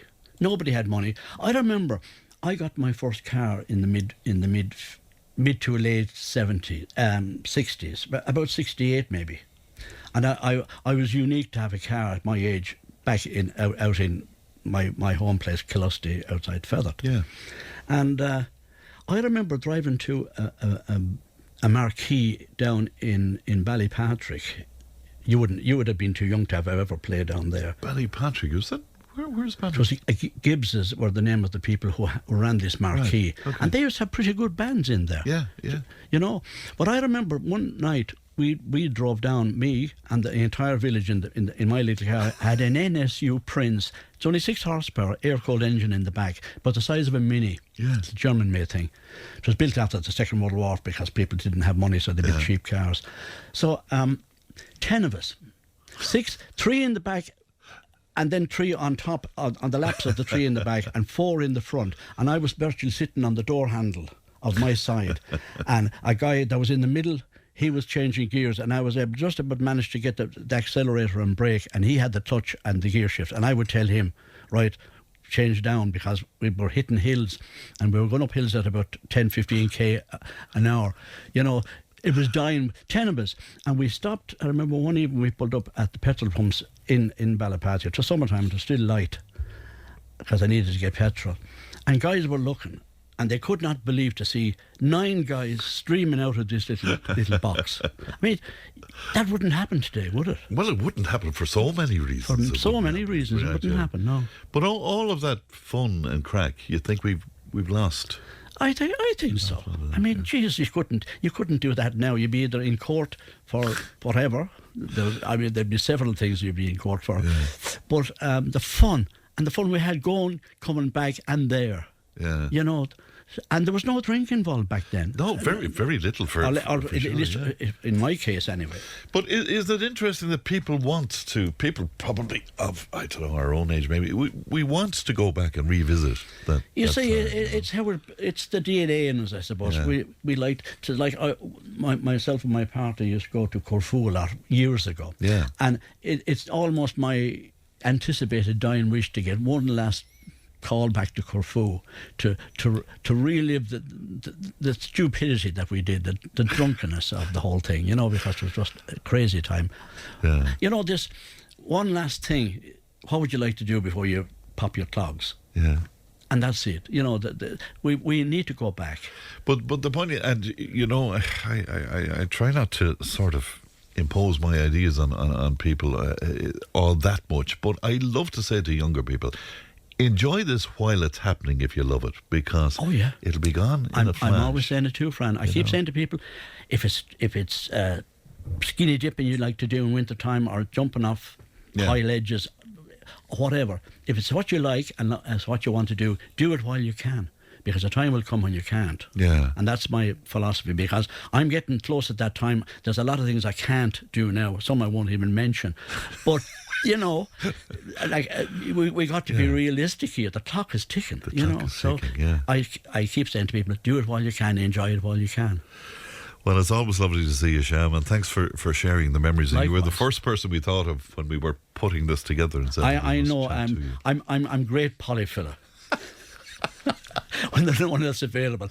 Well, there's loads of people available. We were delighted to talk to you today, as always. Sham, thanks very much indeed. Fran, it's been a pleasure. Thank you as well. Talk to you soon. We'll take a break. We're back with more in just a moment. If it matters to you, it matters to us. Call Tipp today on 1-800-938-007. Join the conversation in Tipperary. Contact us through Facebook, Twitter, or email tiptoday@tippfm.com. Welcome back. Leanna's with me. We cannot get your head out of the archives. I love the archives. I found my new... Last week it was cults. This week it is archives. Is it? Okay. Yeah. So I'm feeling very fulfilled and I have a hobby. Well, I'm delighted to hear it because it's working out great for us. Will you introduce this piece that we're going to hear? I'm laughing about it already. Go on. Tell us what this is there about. was an article in a paper, 1963, where a woman submitted into an evening paper and she completely objected to washing her husband's socks. She hated it, and this was a huge controversy because at that time women were seen as homemakers and couldn't believe that she would say this. So Des Keogh went out on the streets and got women's take on. And just to tell people, Des Keogh was a huge star at the time. Himself and Rosaline Lenihan were a huge draw in the theatres. He did a lot of work for RT. He was married to the wonderful violinist Geraldine O'Grady as well. So this guy was a big star. It's very important to keep that in mind as well. Let's have a listen. Socks. I opened my evening paper the other day and was flabbergasted to see this letter here from a woman in Donecarney. In big black print too. Who washes your socks? It says at the top. I wonder how many women have to wash their husband's stockings. I think men should wash their own. Women have enough to do without that job. My husband said I am bound to do all his washing, but I won't wash his socks. He is well able to do them himself. Am I right, or is he? Well, now, I know what I think, but I wonder what some other inhabitants of Donecarney think. Let's ask them. Do you do your washing at home? Yes, I do. All of it? All of it, yes. You wash all your husband's things? Yes, I do. You don't have any objection to washing his socks, do you? Oh, no. You don't? No. Do you use a washing machine? No, I don't. You do them all by hand? Yes. Do you think a husband should do some of his own washing? Oh, well, it depends. I mean, with the husband you got, though. I mean, if he's hard working, then what can you do? Especially when you have a washing machine, though. If you have a washing machine, really, it's the washing machine is doing the washing for you, isn't it? Do you have one yourself? I do, yes. And you do all the washing? The washing machine does all the washing. I just rinse and it out. you don't mind washing the socks? Well, no. A neighbour of yours objects to washing her husband's socks. Why do you think this is? I don't, no. Oh, maybe his sweaty feet. Oh, not at all. I wash them by hand. And why do you, by hand? Yes. And why do you think that one of your neighbours here objects to washing her husband's socks? Well, I really don't know. I think it's a must. I can't understand why she doesn't. You think every wife should do all the washing? I think so. My husband is just as good as I am, though. If it was a necessity, he'd do it too. You're not married, are you? No. You're thinking about it? No, not yet. No. Well, if you were married, would you do all the washing for your husband? I would. Every bit of it? Every bit of it. What about the socks? Yes, the socks. You wouldn't have any objection? No. And do you think a husband should help out at all? No. You think a wife should do all the housework? All the housework, yes. Are you married? I am, yes. How long? 4 weeks. 4 weweeks. Ah, well then now you'll be able to tell us about this business of a husband helping out with the washing. Do you think he should? No, I don't really think so. Do you do it all yourself? I do, yes. By hand? Yes. You don't mind doing the socks? No, not really. Do you think anyone should object to this? No, I don't think so. I do all my own washing at home, yes. And do you wash all your husband's things? All my husband's things except his socks. Except his socks? Well, yes. no. And why don't you wash his socks? Well, I think that's a man's job. Why is that? Well, it's his old feet, isn't it? I don't think a woman should have to wash his old smelly socks. You didn't write this letter by any chance, did you? My sister did. Your sister? Yes. Is she here? No, she's not here at the moment. Ah, well, you tell her from me that not everyone agrees with her. Well, I don't know. Maybe there's a few exceptional, but I think it's a good idea if men did do their own bit of washing, the small things, socks. Comes to shirt, of course, that is a woman's job, isn't it? They like nice shirts and nice ties and jumpers and the lot, but socks, I don't think it's any harm for them to just do two little socks and wash them in the water and hang them out in the line, no harm. That's brilliant. 1963. All right. What about yourself? 1963. We didn't get Des's answer. I wonder, did Geraldine wash his socks while she was practicing the violin? Did that surprise you? Because it sounds like it's a million years ago, you know? I wouldn't wash anyone's socks by hand. Absolutely not. I don't care who you are. I am not touching your socks. No, it's just not a thing. What I meant was that in terms of 1963, with all what was going on in the world at that stage, the big issue in Ireland was whether or not a woman should wash the fella's socks. Yeah, it really gives an insight into society at the time and how sheltered we were in the world. Like that idea that this is what made headlines. This was an absolute controversy for a reporter to go out onto the street, and such a well-known one. Yeah. And genuinely, this is a topic of conversation. And neighbours were arguing over whether or not you should wash your husband's socks by hand. It's just incredible. So we won't be able to get you out of the archives. Oh no, I love them. It's such an insight like that. There's things popping up, like the idea that a washing machine was a huge thing to have. Something we take for granted so much. Yeah, I love it indeed. All right, well, we look forward to what else you're going to bring us over the coming weeks then, where nostalgia is concerned. Thanks for that, Leanne. Thanks very much indeed. And just to mention a piece of trivia for you as well, because there's always a Tipperary angle. Des Keogh was there. His wife was Geraldine O'Grady, the violinist, but Geraldine's sister Eileen was married to Frank Patterson of Tipperary fame. So there you go. That's for you pub quiz people out there. Frank, could you give a mention to Poker Classic in the Thatch in Ballycommon tomorrow night at 8 p.m. It's in aid of the Nina Day Care Centre, and that's coming to us from John Keating. News and information's coming up. Tip FM's Tip Today. With Slattery's Garage, puck on. It's time to change. Test drive the award-winning range of Peugeot hybrids and fully electric vehicles at Slattery's Garage today. See slatterysgarage.ie.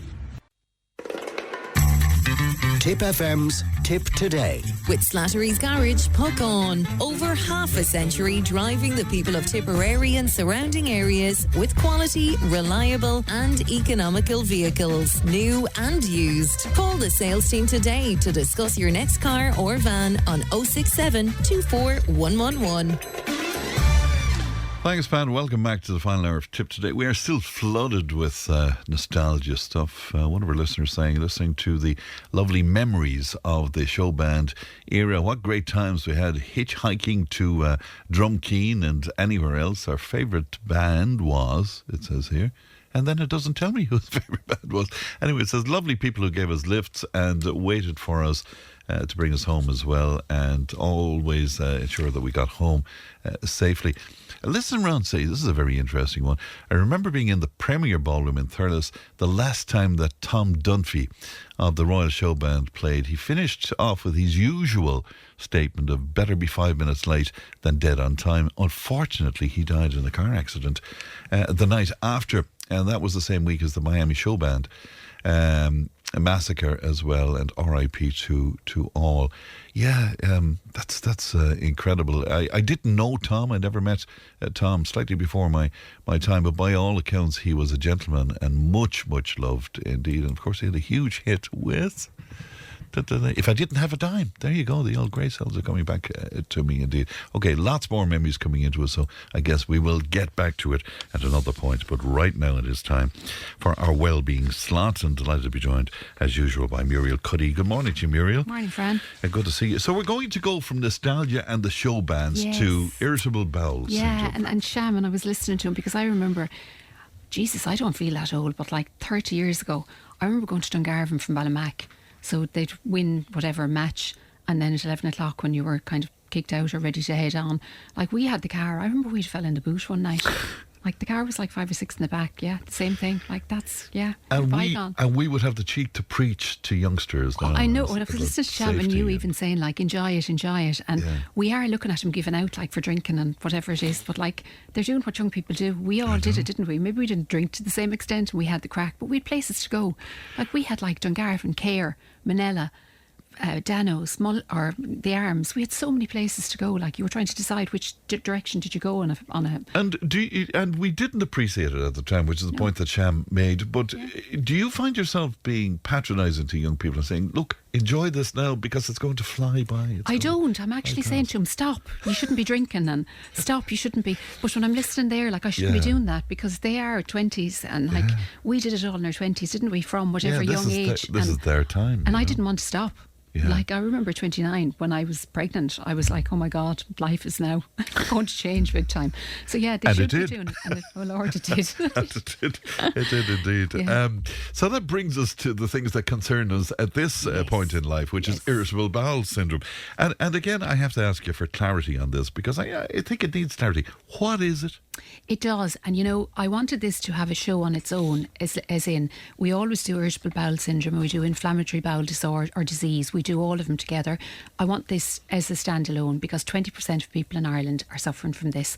Even 20%? More. 20%. 1 in 5? 1 in 5, yeah. Wow. And I even think it's even more than that. I think so many people present with this to me, right? So what is it? It's a common chronic digestive disorder, right? So it's a functional disease, and that's when the gut and brain don't or over communicate. You know, I say all the time about the gut is our first brain, and then this is our second brain. So the gut and the brain have to communicate. When they don't communicate, the intestines are oversensitive, so you're affecting the large intestine, right? So this it doesn't cause damage or inflammation to the digestive tract, or it doesn't increase your risk of bowel cancer, but it means your immune system is low, that this system here, your gut, is in trouble. And you know, 78% of our immune system is in our gut, and even things like serotonin, like 95% of our serotonin, that literally comes up through the gut to your brain. So if your gut is in trouble, you're in trouble, basically. So what can be done about What can be done? this? I suppose before what can be done, can I say literally, like, I suppose, when does it start, Fran? Right? So like, it can start as early as your early 20s. Yeah. It presents to me kind of late 20s, 30s and 40s, right?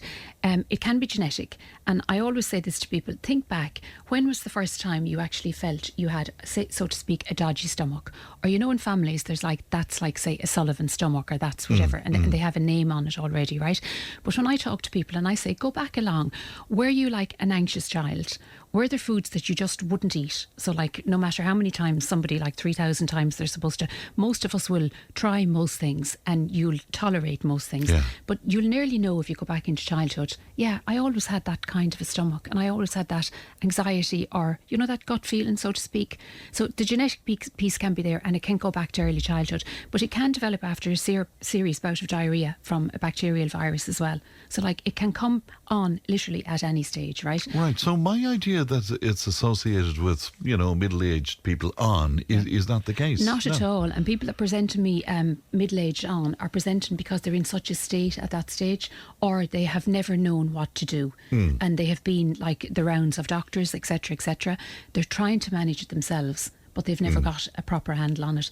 And you remember I said to you at Christmas time, we were talking before Christmas, talking about food and, you know, would we go off track and eating and all that kind of thing. And I said to you, there is a cohort of people that really can't go off track over Christmas time because they will be really unwell. So you might be able to do 1 meal or 2 meals, but you'll get such symptoms from it. You'll just feel so unwell, you just won't want to do it again. And I'm getting that feedback already now in January, as in, when I say, how did your Christmas go? If somebody wasn't on track, they're like, Muriel, absolutely awful. I spent 3 or 4 days like on the couch or in bed, or like cramps, diarrhea, things like that, you know. And it affects more women than men, Fran. Does it indeed? Yeah, about 40% of women, 30% of men. Do we know why that is? No, there's no known reason, but yeah, it definitely affects more women. Maybe the hormonal side can definitely drive the women's side, as in, there's definitely a lot more going on there. See, I think an awful lot of people have issues like you've described, and think of it almost as half normal. Do you know? Yeah. That's the way I go about it. Sure, I have that old problem. Always. And you know, as you get older, you're kind of supposed to have. Yeah. But like, I have a list of symptoms, right? And I go through this list of symptoms with people to ask them how many of these do they have, right? So some of these people are like, wow, and you know, does that present? I never would have thought that was part of IBS or whatever. So I'm just going to run down through them, right? Please, and these are, I suppose, what we would even say as in the softer ones that you don't have to go to your doctor with, because there are ones you have to go to the doctor with as well. So the symptoms like severe abdominal pain, right? Cramping, bloating, gas, down or up, and the gas is excessive gas, right? So you'll know it's, and people come into me with just the gas piece. it's that bad that they can't live with it, which is, you know, yeah. And I know you don't like talking about that. Or somebody else can't live with it. Yeah, but literally, yeah, depending. Diarrhea, constipation, or both. Mucus in your stool. Diarrhea that can wake you up in your sleep, right? Nauseousness, indigestion, the heartburn, the acid reflux, then the skin side, the acne, the eczema, the psoriasis, like any of the skin issues, literally. Depression, anxiety, fatigue, frequent illnesses, pelvic pain, sugar cravings, food intolerance issues, backaches, headaches, sleep problems. And to me, that's the softer side. Then the side that you do have to, what would you say, get investigated to actually see, is there something more sinister, or is it like one of the conditions like inflammatory bowel disease, rectal bleeding or blood in your stool, unexplained weight loss, so weight loss of more than 2 kg, more than 5 pounds, 4.5 pounds, fever, diarrhea again that wakes you up would be one of the ones I would definitely get investigated, and the bladder issues like the frequent urgency, the not emptying your bladder, and the other things like, you know, that we were talking about, as in, does it present like, say, heart, or you know, the shoulder pain that we get. Like, you can get shoulder pain. Yeah, and this can be like related to, say, your diaphragm. The diaphragm muscle sits like a lid just below your ribs, right? So this is reference points in the shoulder area. So when your diaphragm, when your intestines expand, it sends signals to the shoulder area. So you can get pain down your shoulder. So people come to me and I'll go through the symptoms and I'll say, but shoulder pain, they're like, what's that got to do with, my gosh, or what's that got to do with anything? I'm like, well, that is all part of it, or can be all part of it. So it's funny, because people will even say, you know, like I was saying to you earlier on about the heart side, and I have to get them to rule out the heart when they present with symptoms that might be heart related, but they're really frightened. But I can say to them, like, just go and rule it out and then come back to me. So get those tests done, rule out that piece, and we can then work on what's actually causing it. But the vagus nerve runs from the gut to the brain. Just push that back to you. Yeah. It branches into the chest on the way. Right? So when the large intestine starts acting up, it sends a signal to the brain. This can trigger signals along the way, right? So you can picture the body like the different signals. Yes. The brain might interpret these signals coming from somewhere else. So it causes sensation in these areas. So that could be in the chest pressure. It could be heart palpitations. It could be an irregular heartbeat. It can be a panic attack, shoulder pain, anxiety. So this can all come from our system here being dysregulated, if that makes sense. So, like, it's all kind of crazy or kind of scary, isn't it? But it can all come from the one area. Can you manage it? Absolutely, 100% you can manage it. And once you do start to manage it, you become well, and then you know your triggers and you know the symptoms that are related to it. So it takes the fear and anxiety away. So how do you even start? I mean, where do you start? Where do you start? Well, it's lifestyle. Like, lifestyle is number one. Like, if you're in a flare-up, there's things you can do. So we'll go to that in a minute. But like the very basics in the beginning, the foods that make it worse. So, you know, I always say the 5 pillars: nutrition, hydration, sleep, exercise, and stress and anxiety. So people will know them off by heart because I will stay saying them, right? But the foods that can make it worse, because we can control our diet. That's one of the easiest things, first of all, right? Fried fatty foods, dairy, especially lactose foods, right? Wheat, anything at all. Too much fibre. Now, that's a big one that people don't actually realise. So fibre is in things like oats, Weet-Bix, breads, all of that. But it's skin on things. So it can be skin on fruit. It can be skin on potatoes. But fibre is important to us. Fibre is so important, but you have to do a gradual soluble fibre. Okay. So you have to introduce it gradually. Say like oats and things like that. You can do breads, but you're looking at bread like maybe like a spelt bread or maybe like a sourdough bread. So you have to work really intensely with somebody to actually figure out what works or what doesn't work, you know. Right. So some things. And what is it? Trial and error? Oh, totally, Fran. You're literally like you're doing a food diary. Okay. You bring the food diary with you, and I'll start going through it. And even with the symptom checklist, I'll say to people, you know, like even things like onion and garlic are really good in a good gut because they're antibacterial. But in a gut that isn't well, they're like awful. You know, you can cook them and then you're reducing the antibacterial side. It's like diluting Dettol, and they're not as bad. But things like this that you would think are very good for you in a gut that has IBS, they're not great, or they're not good at all. And then things like sweeteners. And like you think you're doing okay, like a lot of people put a sweetener in their coffee or whatever to stay away from sugar, but that'll actually drive you cracked. Like chemicals and things like that will drive a gut that isn't well. And you know the way lately with menopause, they're driving the protein side, and they're saying to women need protein and so much protein. And like a lot of women that are coming into me like are taking the protein shakes, or they're looking for added protein in things, which is like only a synthetic form of protein. So that can actually drive you cracked. So like things like, say, your added protein in milk, or, you know, extra whatever, it costs like €2 or €3 extra, but you're actually probably getting nearly as much protein in your normal milk, you know, for the same money without a synthetic form being added. So yeah, I won't say it's a minefield. It's not. It's very simple once you simplify it. But you have to, I suppose, get somebody to help you simplify it. Fizzy drinks, caffeinated, even chocolate, beans, and even some fruits like apples, pears, things like that. The skin on them, and the pectin and things like that can really exacerbate. But there's a lot of food you can eat. There's a lot of good foods you can eat, but you just have to figure out what are my triggers and or not. You didn't mention alcohol there. Oh, sure, alcohol would be one of the big ones, yeah. Alcohol. When I'm saying to people, if they love a glass of wine, what I try to do with people, and I have a lot of men that come in and they love their pint, and they're like, you can do anything you like, but don't take away my pint. So we really work on this side, and then we leave their kind of 20% as their pint. You know. And but the pint could be a trigger. Muriel. Oh yeah, totally. Yeah. And if it is, they'll know themselves, because if they work really hard in the food and they're well, when they have their pint, they become really unwell. So a lot of the time it figures itself out, as in they'll say to me, well, actually I've cut it out because I was dying after it. Do you know what I mean? So you work with somebody, and one of the things that really struck a chord with me after Christmas this year, Fran, was getting this right, okay, even to within 80%, because this is not a disease. So this is not something that's going to kill you. It's going to make you feel really unwell, and it can hamper your life. As in, a girl said to me during the week, she was avoiding life because of all of this, but now she's living life. But one of the things that really struck a chord was the first symptom I'm noticing with people that's lifting is the anxiety, the brain, the depression.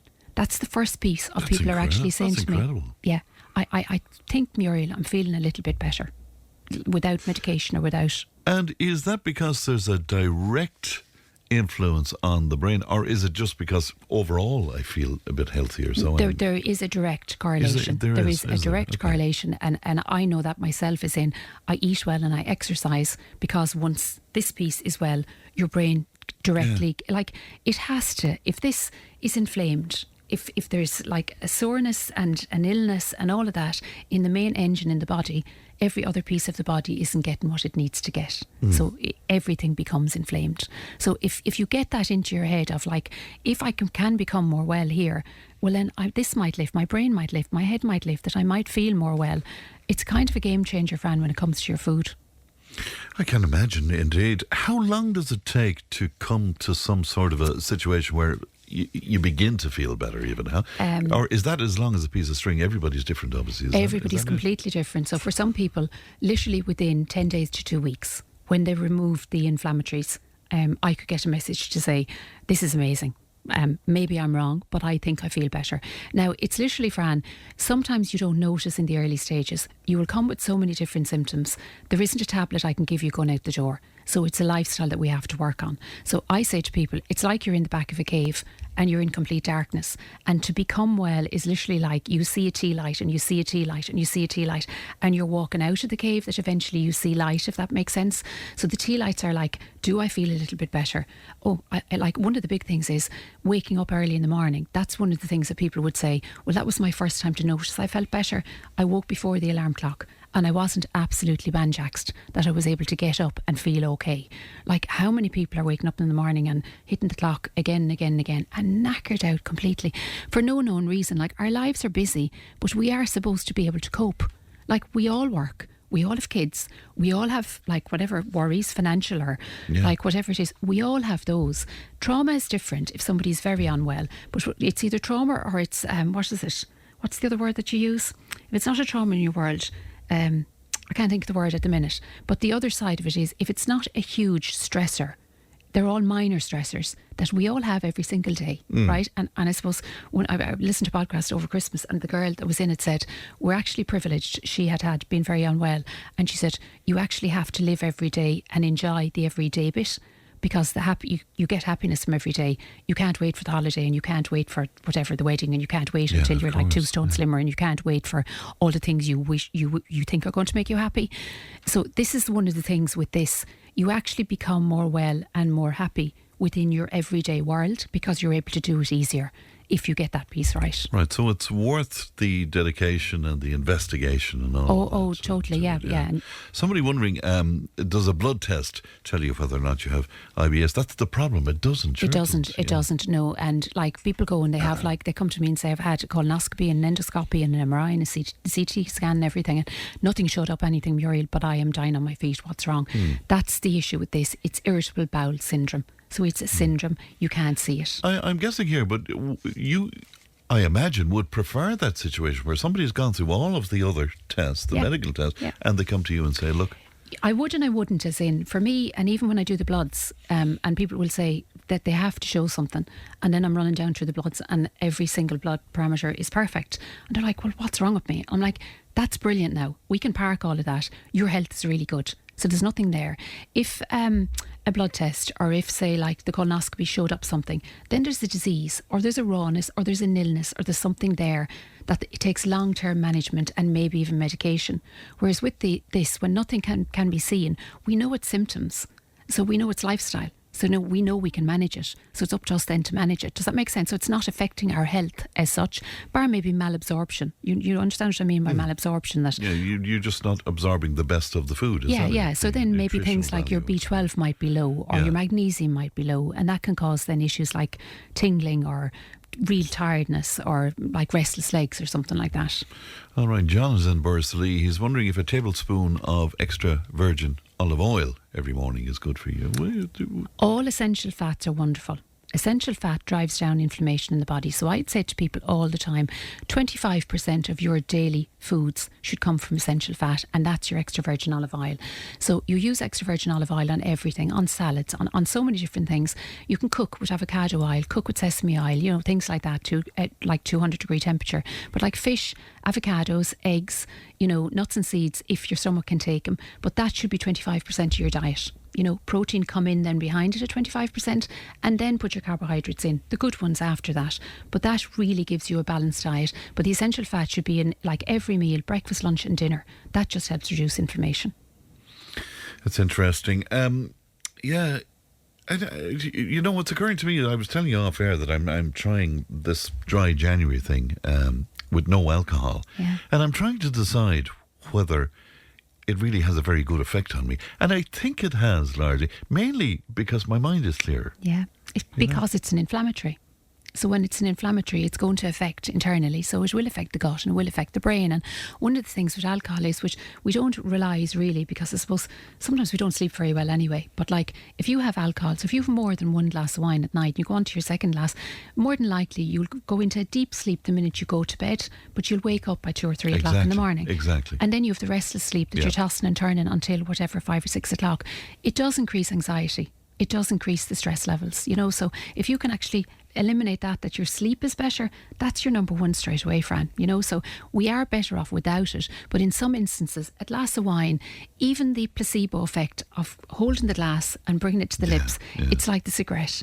It actually makes somebody relax. So that's a habit that they have to break, and they have to find other ways of relaxing if that is their hand-to-mouth action of relaxing.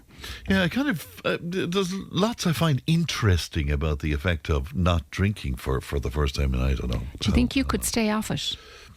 That's a very interesting question. I'm not sure about that. I would find the socialising without it extremely difficult, because I wouldn't be your natural party animal or something like that, But do you think you would be able to do that, as in maybe have a drink when you're socialising, but that's it? Just leave it, because a lot of people do that they cut it out and just do it when they're actually out. And possibly, but I would like to see the full effect, giving it even more than a month. I'd like to see maybe after 6 weeks or 2 months. They say 12 weeks, and they say even with health markers and that.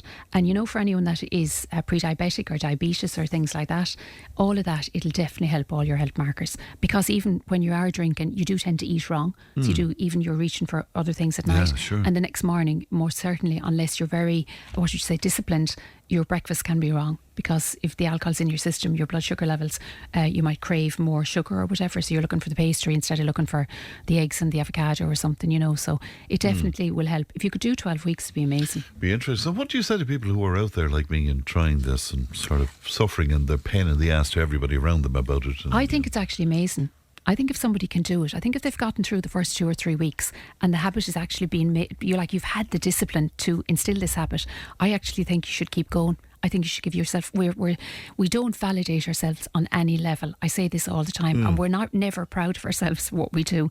To do something like this, you should be giving yourself a major pat in the back and say, right, okay, maybe I can do another week. And if you can do another week, Fran, keep it going. Keep it going. 1 week at a time. Yeah. Sweet Jesus. If people want to talk to you or talk to Charlotte, how can they do that, Muriel? It's 062 88002.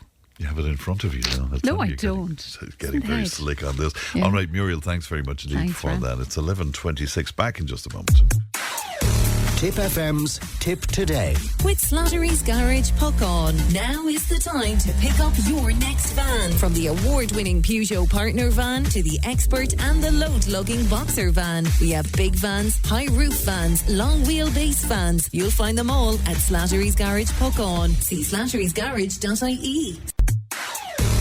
Tip FM's Tip Today. With Slattery's Garage Puckon. It's time to change. Test drive the award-winning range of Peugeot hybrids and fully electric vehicles at Slattery's Garage today. See slatterysgarage.ie. Now, as the ad just told you there, due to popular demand, the highly acclaimed Three Hail Marys by Tommy Marren is back on tour. Now it's laced with comedy and nostalgia and lots of laughs in there as well. It's coming to Brew Brew on Friday, January 30th and Saturday, January 31st. And the man behind it, as I say, Tommy Marren, joins me now. Good morning to you, Tommy. Good morning, Fran. Thanks for having me on. You're very well. I hear you're a little bit under the weather, Tommy. Are you all right? Yeah, I'm okay. You know, I'm one of these people that rarely get sick, but when I decide to get sick, I do it full Monty. So I've gotten the flu, and it has kind of floored me for 6. And but I'm on the mend, thankfully. I think today and tomorrow we'll see the end of it, hopefully, and back to normal after that. Well, we're delighted to hear that because we want you in full health when you arrive in Brew Brew. Will you just remind us about the Three Hail Marys, Tommy? What's it about? Yeah. Okay, Three Hail Marys, beautiful play, even though I say so myself, and having written a lot of really in-your-face comedy plays like It's the Real McCoy, Nobody's Talking to Me, and more recently Matches and Old Flames. This is the one that's always in the top drawer at the office here because it's my favourite. It's set in a nursing home and it's all about dementia. And people will say, well, how can you create a comedy around dementia without upsetting people or crossing that fine margin between getting it right and getting it wrong? But a lot of tweaks, a lot of looking at it, investigating, prodding, and I think we have, you know, even from the last time we did this, Fran, we did this initially 5 years ago. Then I put it away to do a few more plays, but everywhere we went, people would say, please bring back Three Hail Marys. So I've rewritten it, I have restructured it, I have added characters, we've added an awful lot more laughs. But the beauty of it is, and we've been touring with it now for the last 4 months, is that people love it even more. So it tells the story of 3 not particularly elderly ladies. They're in their early 70s. Mary O'Toole, Mary O'Neill and Mary O'Brien. And they all come from really diverse backgrounds. Mary O'Toole is a very religious, holy lady. Mary O'Neill is originally a Londoner who married a man from Kerry, and she was involved in the musicals, and she loved to travel over to do musicals all over the world. And the other lady is Mary O'Neill, and she's a very quiet lady who nursed all of her life, and she's very quiet and quaint and lets the others do a lot of the talking. And it's their last day together in the nursing home because they're being moved away to 3 separate nursing homes. And so for no other reason, because they're feeling nostalgic and sad, they decide to tell each other their life story because they've never told it in full before. So we got a series of monologues as each of the Marys tell their story about where they grew up, their childhood, where they worked, etc., etc. And then during the course of the play, as one of them might leave to go to a toilet or go for a lunch or go wherever it is they're going, the other 2 start to relay the story, but they get it completely mixed up. And by the end of the evening, so many things are mixed up that the 3 Marys don't even know where they are by virtue of the stories they've been told. But it gets very sad at the end because they have to say goodbye to each other. And at that stage, Fran, the audiences have really fallen in love with them. And it's a very kind of a sad ending, and we end the play with a song that I wrote called I'm Really Still the Same, which is all about the story of dementia. So what I've done is I've brought dementia to the stage in a very unique way insofar as the audiences are looking at from the perspective of the sufferer, the person with dementia, as opposed to the person who doesn't. And audiences absolutely love it. It's a marvellous idea. I've spoken to a lot of people over the years, Tommy, you know, who have dealt with loved ones who have had dementia. But one of the things that does come across time and time again is there are funny sides. There are amusing stories that you hear from people all of the time. And I guess that might have inspired you along the way too. So much so, and particularly in the rewrite of the play this time, because I had heard so many stories from audience members in the first run. And I remember one lady in particular saying to me one night, you know, she said, I came to this play not expecting it to be about dementia. She had just sadly buried her husband about maybe 5 or 6 months prior to that. And apart from saying that she related so much to the storyline, what she said she loved most about it was the fact that she didn't feel guilty anymore about laughing about the silly things that her husband did or said during the course of his dementia journey. And this is what I'm trying to say to people who are looking after, caring for loved ones with dementia. It's okay to laugh. It's okay to look at the brighter side of it. Despite the seriousness and the awfulness of this condition, sometimes in life, you know, you just have to look at it from another perspective. And that is, I think, the key to the success of this. And that is why audiences come back time and time and time again to see it, because so much goes on that you kind of miss some of the plots, because there's plots and subplots going on throughout the entire play. But there's always the funny side. But as I said, Fran, already, it's the importance of making sure that I didn't cross the line in the writing or in the acting of this play, that we didn't ham it up, that we didn't make it funny for the sake of just being funny, that we were true to the storyline.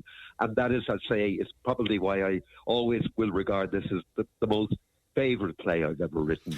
Yeah, well, I didn't see the play in its entirety, but I saw some of the clips online, and one of the many things I like about it is that you're portraying the Marys not just as people with dementia, but full-blown human beings with all of the dynamics, you know, of full-blown human beings, not just dementia patients, if you know what I mean, Tommy.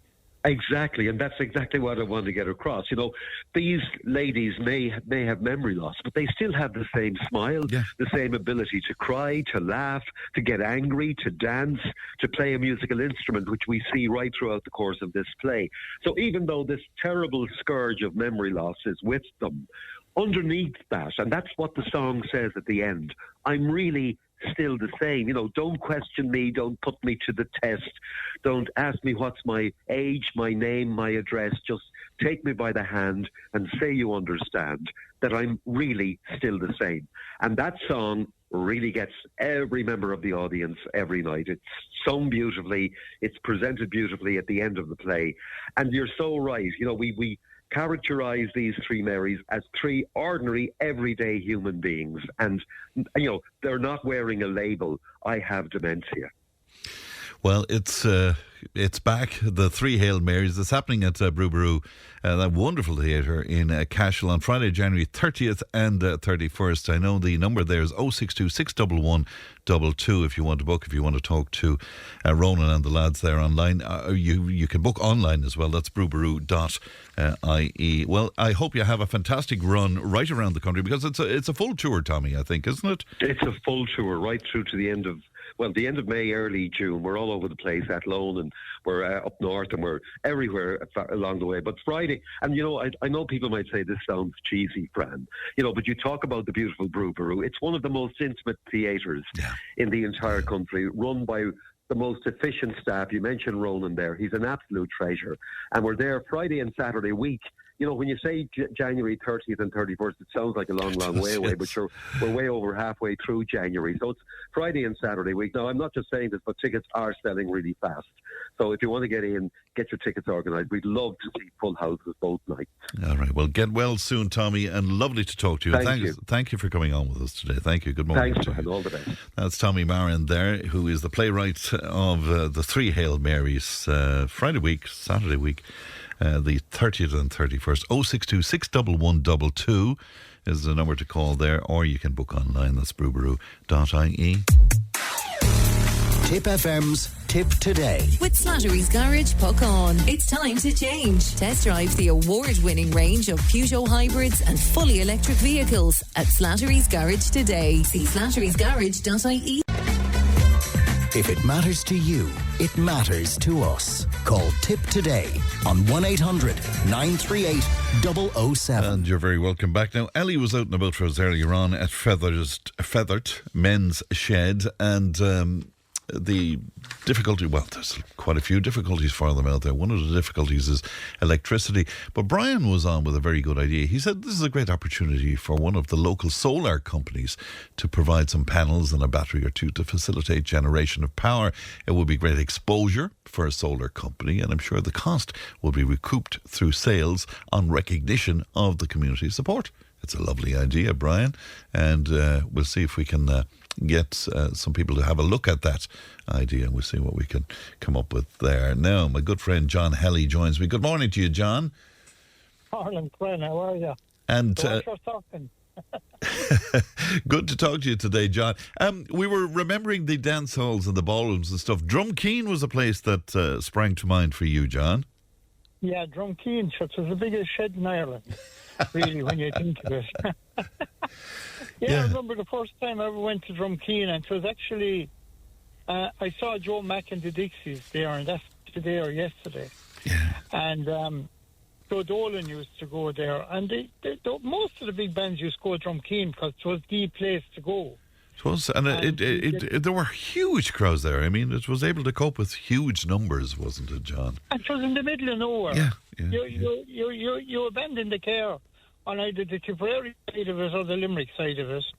The road wasn't as like it is now, and there was no real park there, They were, Drumkeen was, and it was a massive big barn, a shed, basically, made from galvanized. You remember it? I remember it well. Yeah, of course. And I remember the first time I ever went there, I was, I think, about 15 or 16, and it was a Sunday night.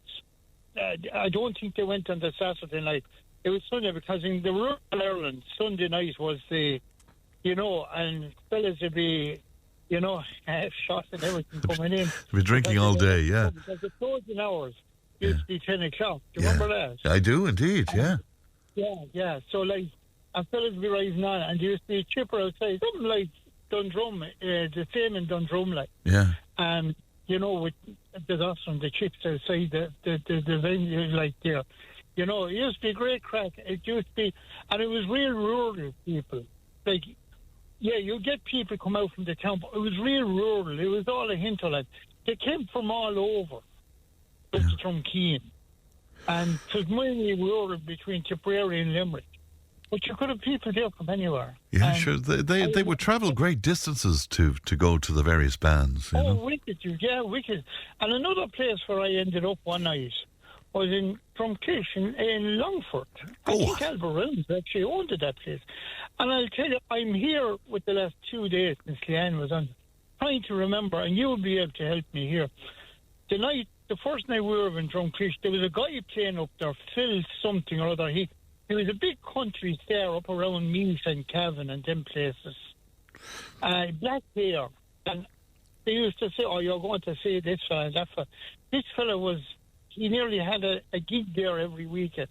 Very good. And what was his first name, did you say, John? Philip. I think Philip something or other. I wonder who that was now. He was a big band star up around Cavan, Monaghan, Meath. Yeah. Nothing's in it, but he was some liner or something like that. Someone might let you know. I barely remember him. Yeah. But it was all in through the Mockra that I got to these halls, because there was, during the summer especially, we used to have the field evens. And in them days, Mockra field evens were the big thing in the local parish. And you could have a marquee or you could have a big hall. And they had to have the big country bands. Yeah. And you could have 70, 80, 90 teams at a field even from clubs all over your region and the country. I remember our own Rathkeevan Mockra, there was Clare Mockra, there was all these Mockras, and they had the big bands, and, you know, for to finish the field even, you could have 100 teams, and then you'd go to wherever the band was, and it was nearly always on a Sunday night. Yeah, I have great memories of the one in Dundrum, and of course then we go across to Osty's place there at the time. But sometimes then there were marquees around the field evenings as well. Oh, there were marquees, and I remember a big thing years ago, we say back in the 80s, was the field evens, right? Not just the Mockra one, but parish field evens. Yeah. And you'd have 4 local GA clubs who come together. We used to go to Ballyluby and Clowheed and all these places, Rockwood Rovers, and we'd play maybe a match on a Thursday night, and if you won that match, then you played the final on a Sunday night, and you'd have a right session. I remember we were in Double for years, and Castlegraves, and all these places, and down in Ballymacarbery, and all these places, we used to go when we were playing the GA, and it used to be a real social event, and you'd have the big marquee or tent out the back then, and you could have Jerry Welsh in Dallas or someone like that playing there. And it used to be great crack. And then Pat Tracy or family follow on with the disco. Used to be great crack as well, like, you know. I mean, they were brilliant days. Yeah, what we keep hearing about as well, John, is the amount of people that packed into cars. I mean... Yes, packed into cars, yeah. You could have 10 or 11 people in a car, and I was in Shambly area, and he was right. Like, I mean, we went to a field even one night below in Waterford, and there was probably 6 of us in the back seat, and there was 3 or 4 of us in the front seat. There was no such thing as health and safety, and there was no such thing as guards or seatbelts. Can tell you that, but, like, you know, it used to be massive, and you could have a fellow with a van and 5 or 6 fellas thrown in the back of the van. Aren't they great memories? Did you go to the other ballrooms in the county? I'm thinking like the Tipland, or what is Hollandafale in Cashel now, or over to the Premier in Thurles. The motel there. I heard you talk about the motel. Oh, that's right. Yeah, the Cashel Kings. I went to the motel a couple of times, and my issue with the hotel was the rows. Why? There was a few skirmishes there, was there? There was always a skirmish in the hotel. And there was fellas from different parishes would be getting involved. But there was also, like, I remember Fethard Ballroom now. Yeah. I know it is the way it is now, which is such a lovely place. Beautiful place, yeah. Fethard Ballroom, like, you know, and of course then there was the massive ballroom that was in Templemore. Yes, the Las Vegas, was it? Yeah, the Las Vegas, yeah. And there was a few more around the county, and we used to go outside the county. There was one big one in Kilkenny. It was in Ballyrag. You must ask Phil Prendergast. I think it was in Ballyrag or Listownie, I'm not sure. Right. It was up around there. We used to go there as well. And there was several, like, but then you had your own local halls. Like, that's a thing that you should look into, Fran. I know Leanne is on the archives. But, you know, each parish had their own little halls. Little halls, yeah. I know in the Wynn we had Landy's Hall in Masterstown, and there was another hall at the other side of the parish, below in Graig. There was a hall. I know there was a hall over somewhere around Ballinure, in the middle of a field, and they used to play cards. Local people gathered there during the weekdays, and I'm sure there's a lot of older people. But you're right, because Andy Lacey was talking to me yesterday, John, and he was telling me about the hall in Donaskey. I never knew there was a dance hall in Donaskey, for example, you know, so you're right. There was, yeah. I heard my father-in-law, Tom Ryan, talk about the dance hall in Donaskey, actually. Tom Ryan, I heard him talking about the dance hall in Donaskey. But I do know that every parish seems to have these little halls. Like, we're talking about the big capital halls, the big dance place now. Yeah. But these are small little halls. They were based nearly in every parish, and I'm sure every parish in Tipperary had one.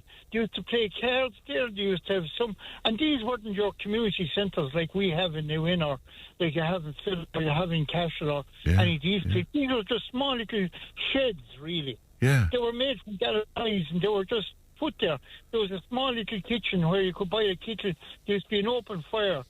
You know, these little places, and fellas would meet to play 25 and 45 there during the weeknights and stuff like that. And, isn't that great? Well, we'd like to put that out to our listeners there, and we'll see what we get in where that is concerned. But I want to talk to you about one other thing, John, if you don't mind, because the week before we ended up talking about businesses that closed down and, companies that closed down and all of that.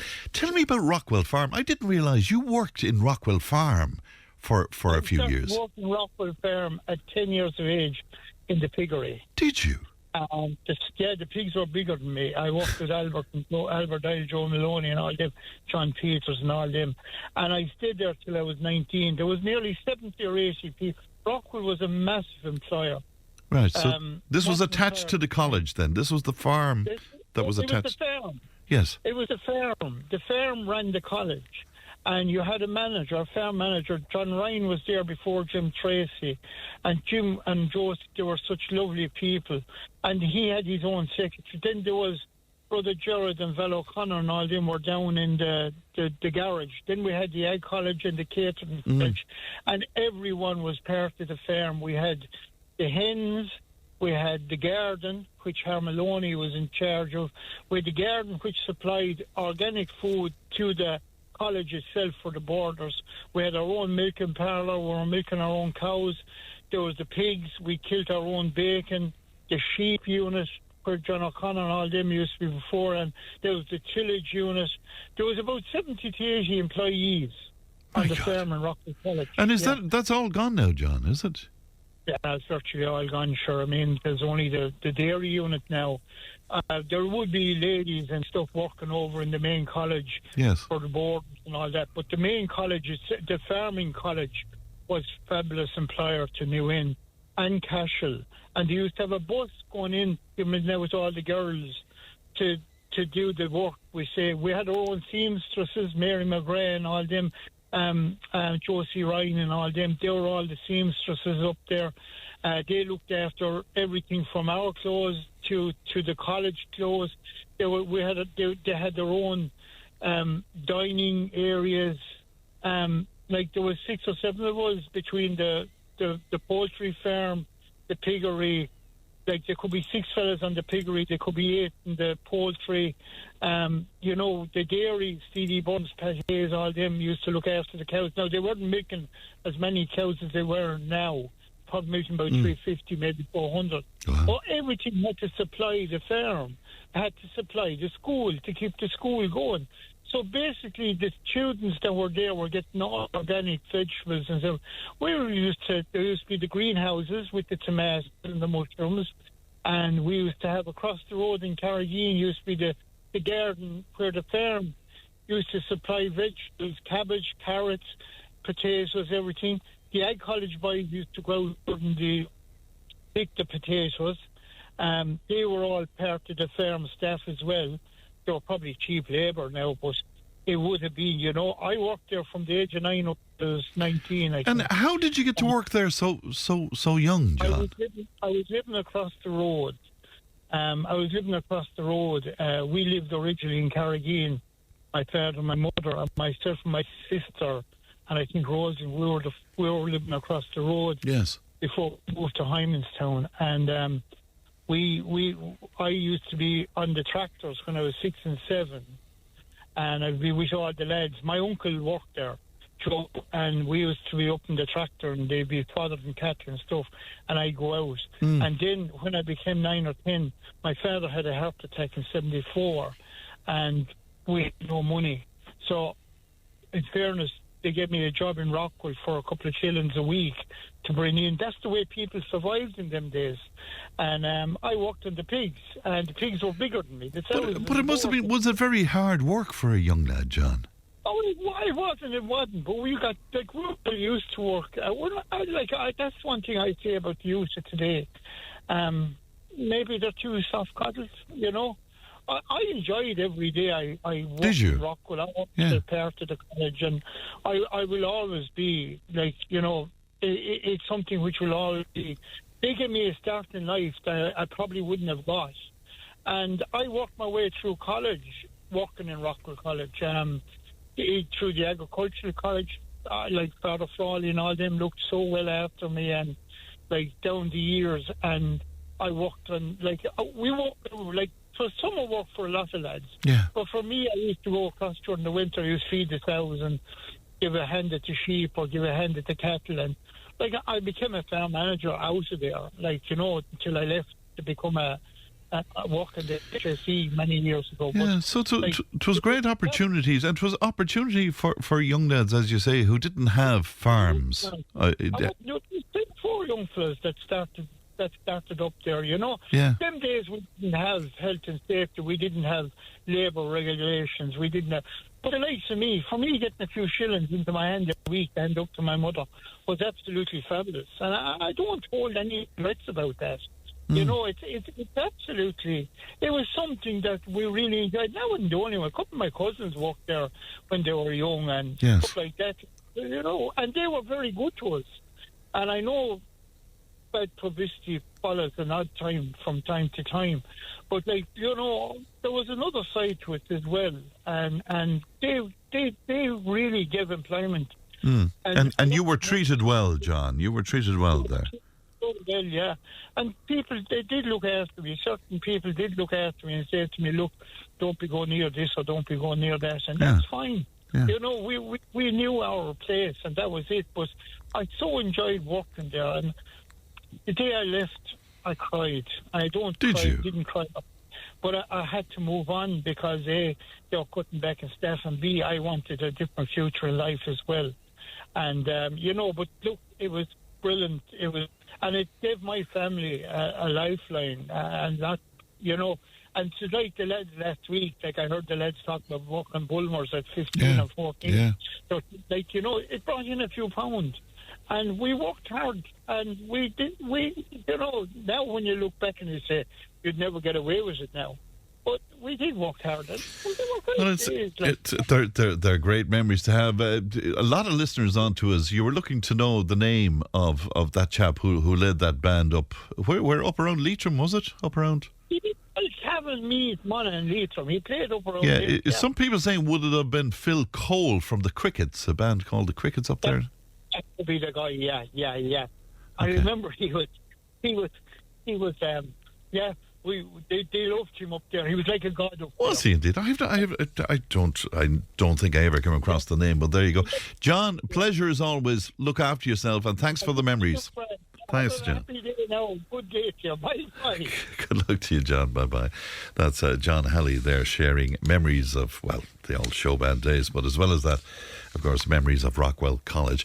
Just before I go, it says, Fran, could you give a shout out to all the players from the new Institute Snooker Club in Nina, participating in the Premier and Championship All-Irelands this weekend at the Gleneagle Hotel in Killarney. Well, we wish you all the very, very best indeed. You couldn't be in a better place. That's it for me. Leanne produced, Ali looks after content, Stephen has the Time Tunnel on the Lunchtime Show, and I will talk to you tomorrow from Nina. Bye-bye now. Tip FM's Tip Today. With Slattery's Garage, Puck On. Main Peugeot dealers in the Premier County. And now stocking the full range of the luxury French car brand DS Automobiles. Book your test drive today with Slattery's Garage, Puck On. See slatterysgarage.ie.